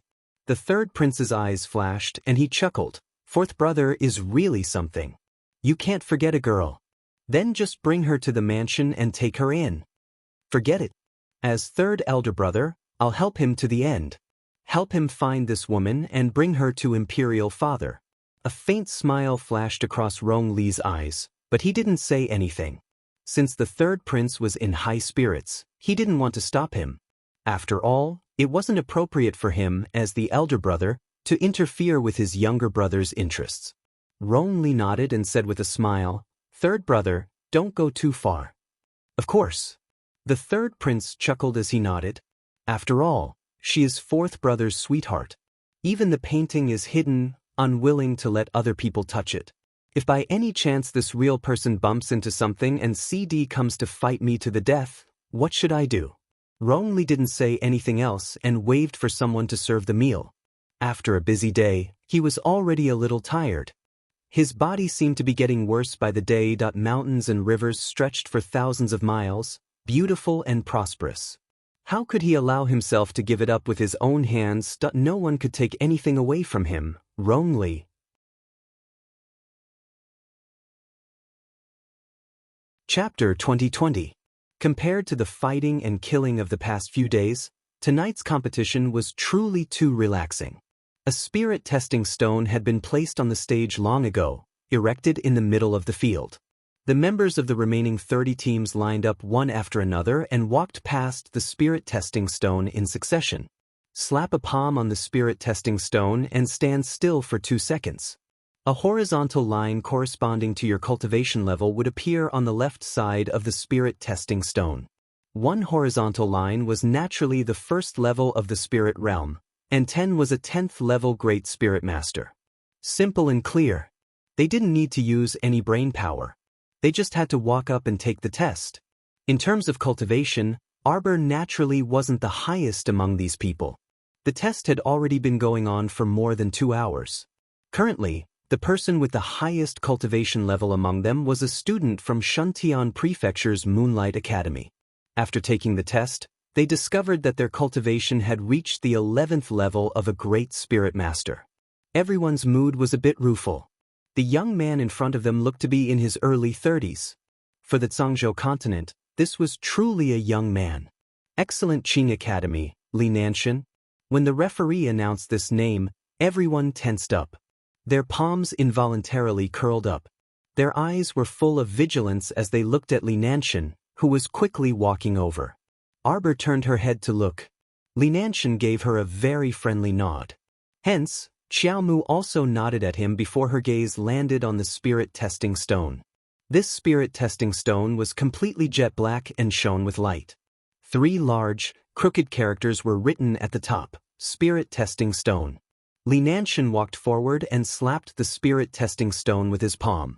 When the spirit testing stone exploded with a burst of intense light, the people in the back couldn't help but stand up from their seats with some excitement. They remembered that Li Nanshan seemed to have already stepped into the ranks of a 10th-level Great Spirit Master in the last competition. They didn't know if he'd. Zing zing. Horizontal lines appeared on the spirit testing stone one after another. Everyone carefully counted down and discovered that 12 horizontal lines had appeared on the spirit testing stone. 12. Everyone's tiger bodies shook. A few people in the front row jumped up from their chairs and cried out loudly, "A 12th-level Great Spirit Master! My heavens!"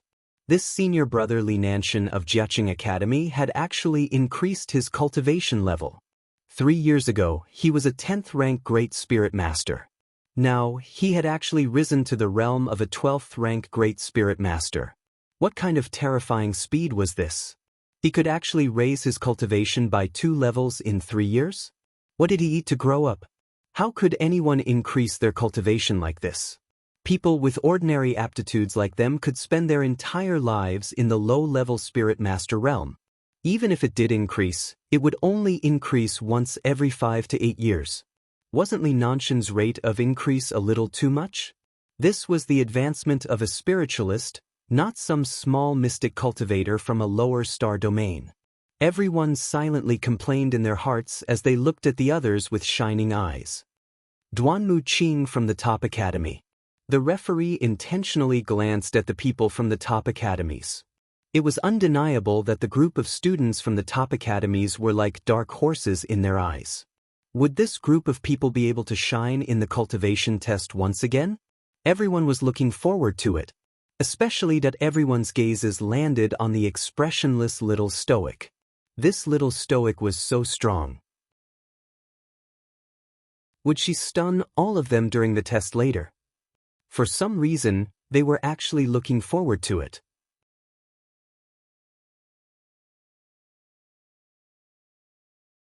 Chapter 2021. Duanmu Qing, Level 5 Spirit Master. This child was still so young, yet he was already a Level 5 Spirit Master. It had to be said that he was very talented and intelligent. The judge who was reading out Duanmu Qing's cultivation deliberately sized Duanmu Qing up a few more times, a slight look of approval in his eyes. Next, the top academy, Mata. Mata walked forward and slapped the spirit testing stone. 2 horizontal lines immediately appeared on the left side. Level 2 Spirit Master. Little fatty Ko Hongwen was also a Level 2 Spirit Master. As for Xian Xian, when she slapped down, the spirit testing stone showed the words, Mystic Level 15. The word mystic in front meant that Xian Xian had yet to enter the spirit realm. When it was finally Arbor's turn, everyone looked at her expectantly, making the little fellow somewhat confused. Since the start of the queue, those people's excited gazes had been on her, as if they were looking at a guest from another star region. However, when she slapped down and left 3 marks on the spirit testing stone, those expectant gazes suddenly turned into shock and suspicion. It couldn't be, right? Such a strong girl, who could kill Zhao Li in an instant, was actually just a little 3rd-rank spirit master? To be honest, most of the people present thought that even if Miss Qiao was not as stunning as Li Nanshan, a level 12 Great Spirit Master, she should at least be a level 8 or level 9 Spirit Master. But now, everyone looked at her doubtfully, and Miss Qiao also looked back at them with a puzzled expression. Lowering her head to look at her jade palm and then at the spirit testing stone, Arbor expressionlessly returned to the queue. Some of the academy's students couldn't help but curse in their hearts. Is there a need for the instructors to be so nervous about a mere level 3 spirit master? They even specially changed the competition rules for this girl? However, when they thought of this girl's talisman skills and medical skills, everyone couldn't help but feel relieved. This girl's cultivation as a level 3 spirit master couldn't be considered low, right? After all, she cultivated both alchemy and talisman skills at the same time. Even so, her cultivation was still much higher than normal people. This was truly admirable. Thinking of this, those doubtful eyes couldn't help but return to normal. Arbor didn't know that these people were thinking so much. Seeing that these people were no longer looking at her strangely, she was too lazy to pursue the matter. Some of the students from the other academies who hadn't been amazed by the top academies had higher cultivation bases than Arbor and the others. When they looked at Arbor and the others again, they felt that these guys from the top academies weren't that amazing anymore. Arbor naturally didn't know that he had just walked around the altar and was now being despised and kicked down. Even if they knew, they would probably just laugh it off. Cultivation? What the hell was cultivation? Her strength had never depended on one's cultivation level. Arbor turned his head slightly and glanced at the people with different expressions. He frowned and didn't say anything. In the morning of the next day, everyone gathered at the Xinhua Martial Arts Arena as usual to carry out the second part of the final competition, the test of spiritual sense. The spiritual sense test was relatively simple. There were over 100 students sitting on the field. Everyone was asked to sit cross-legged in a meditative position. The referee came forward and gave everyone a pen and paper. His voice was gentle as he said, "The spiritual sense test is very simple. Write down what you see on the eaves 1 mile to the east. Write it down on the paper and don't discuss it in whispers." This was a test of spiritual sense. Arbor picked up the pen and started to write. She put down the pen in a flash. Wash up, sleep, wake up, and read more. You're tuning in to the Passion Pages YouTube channel.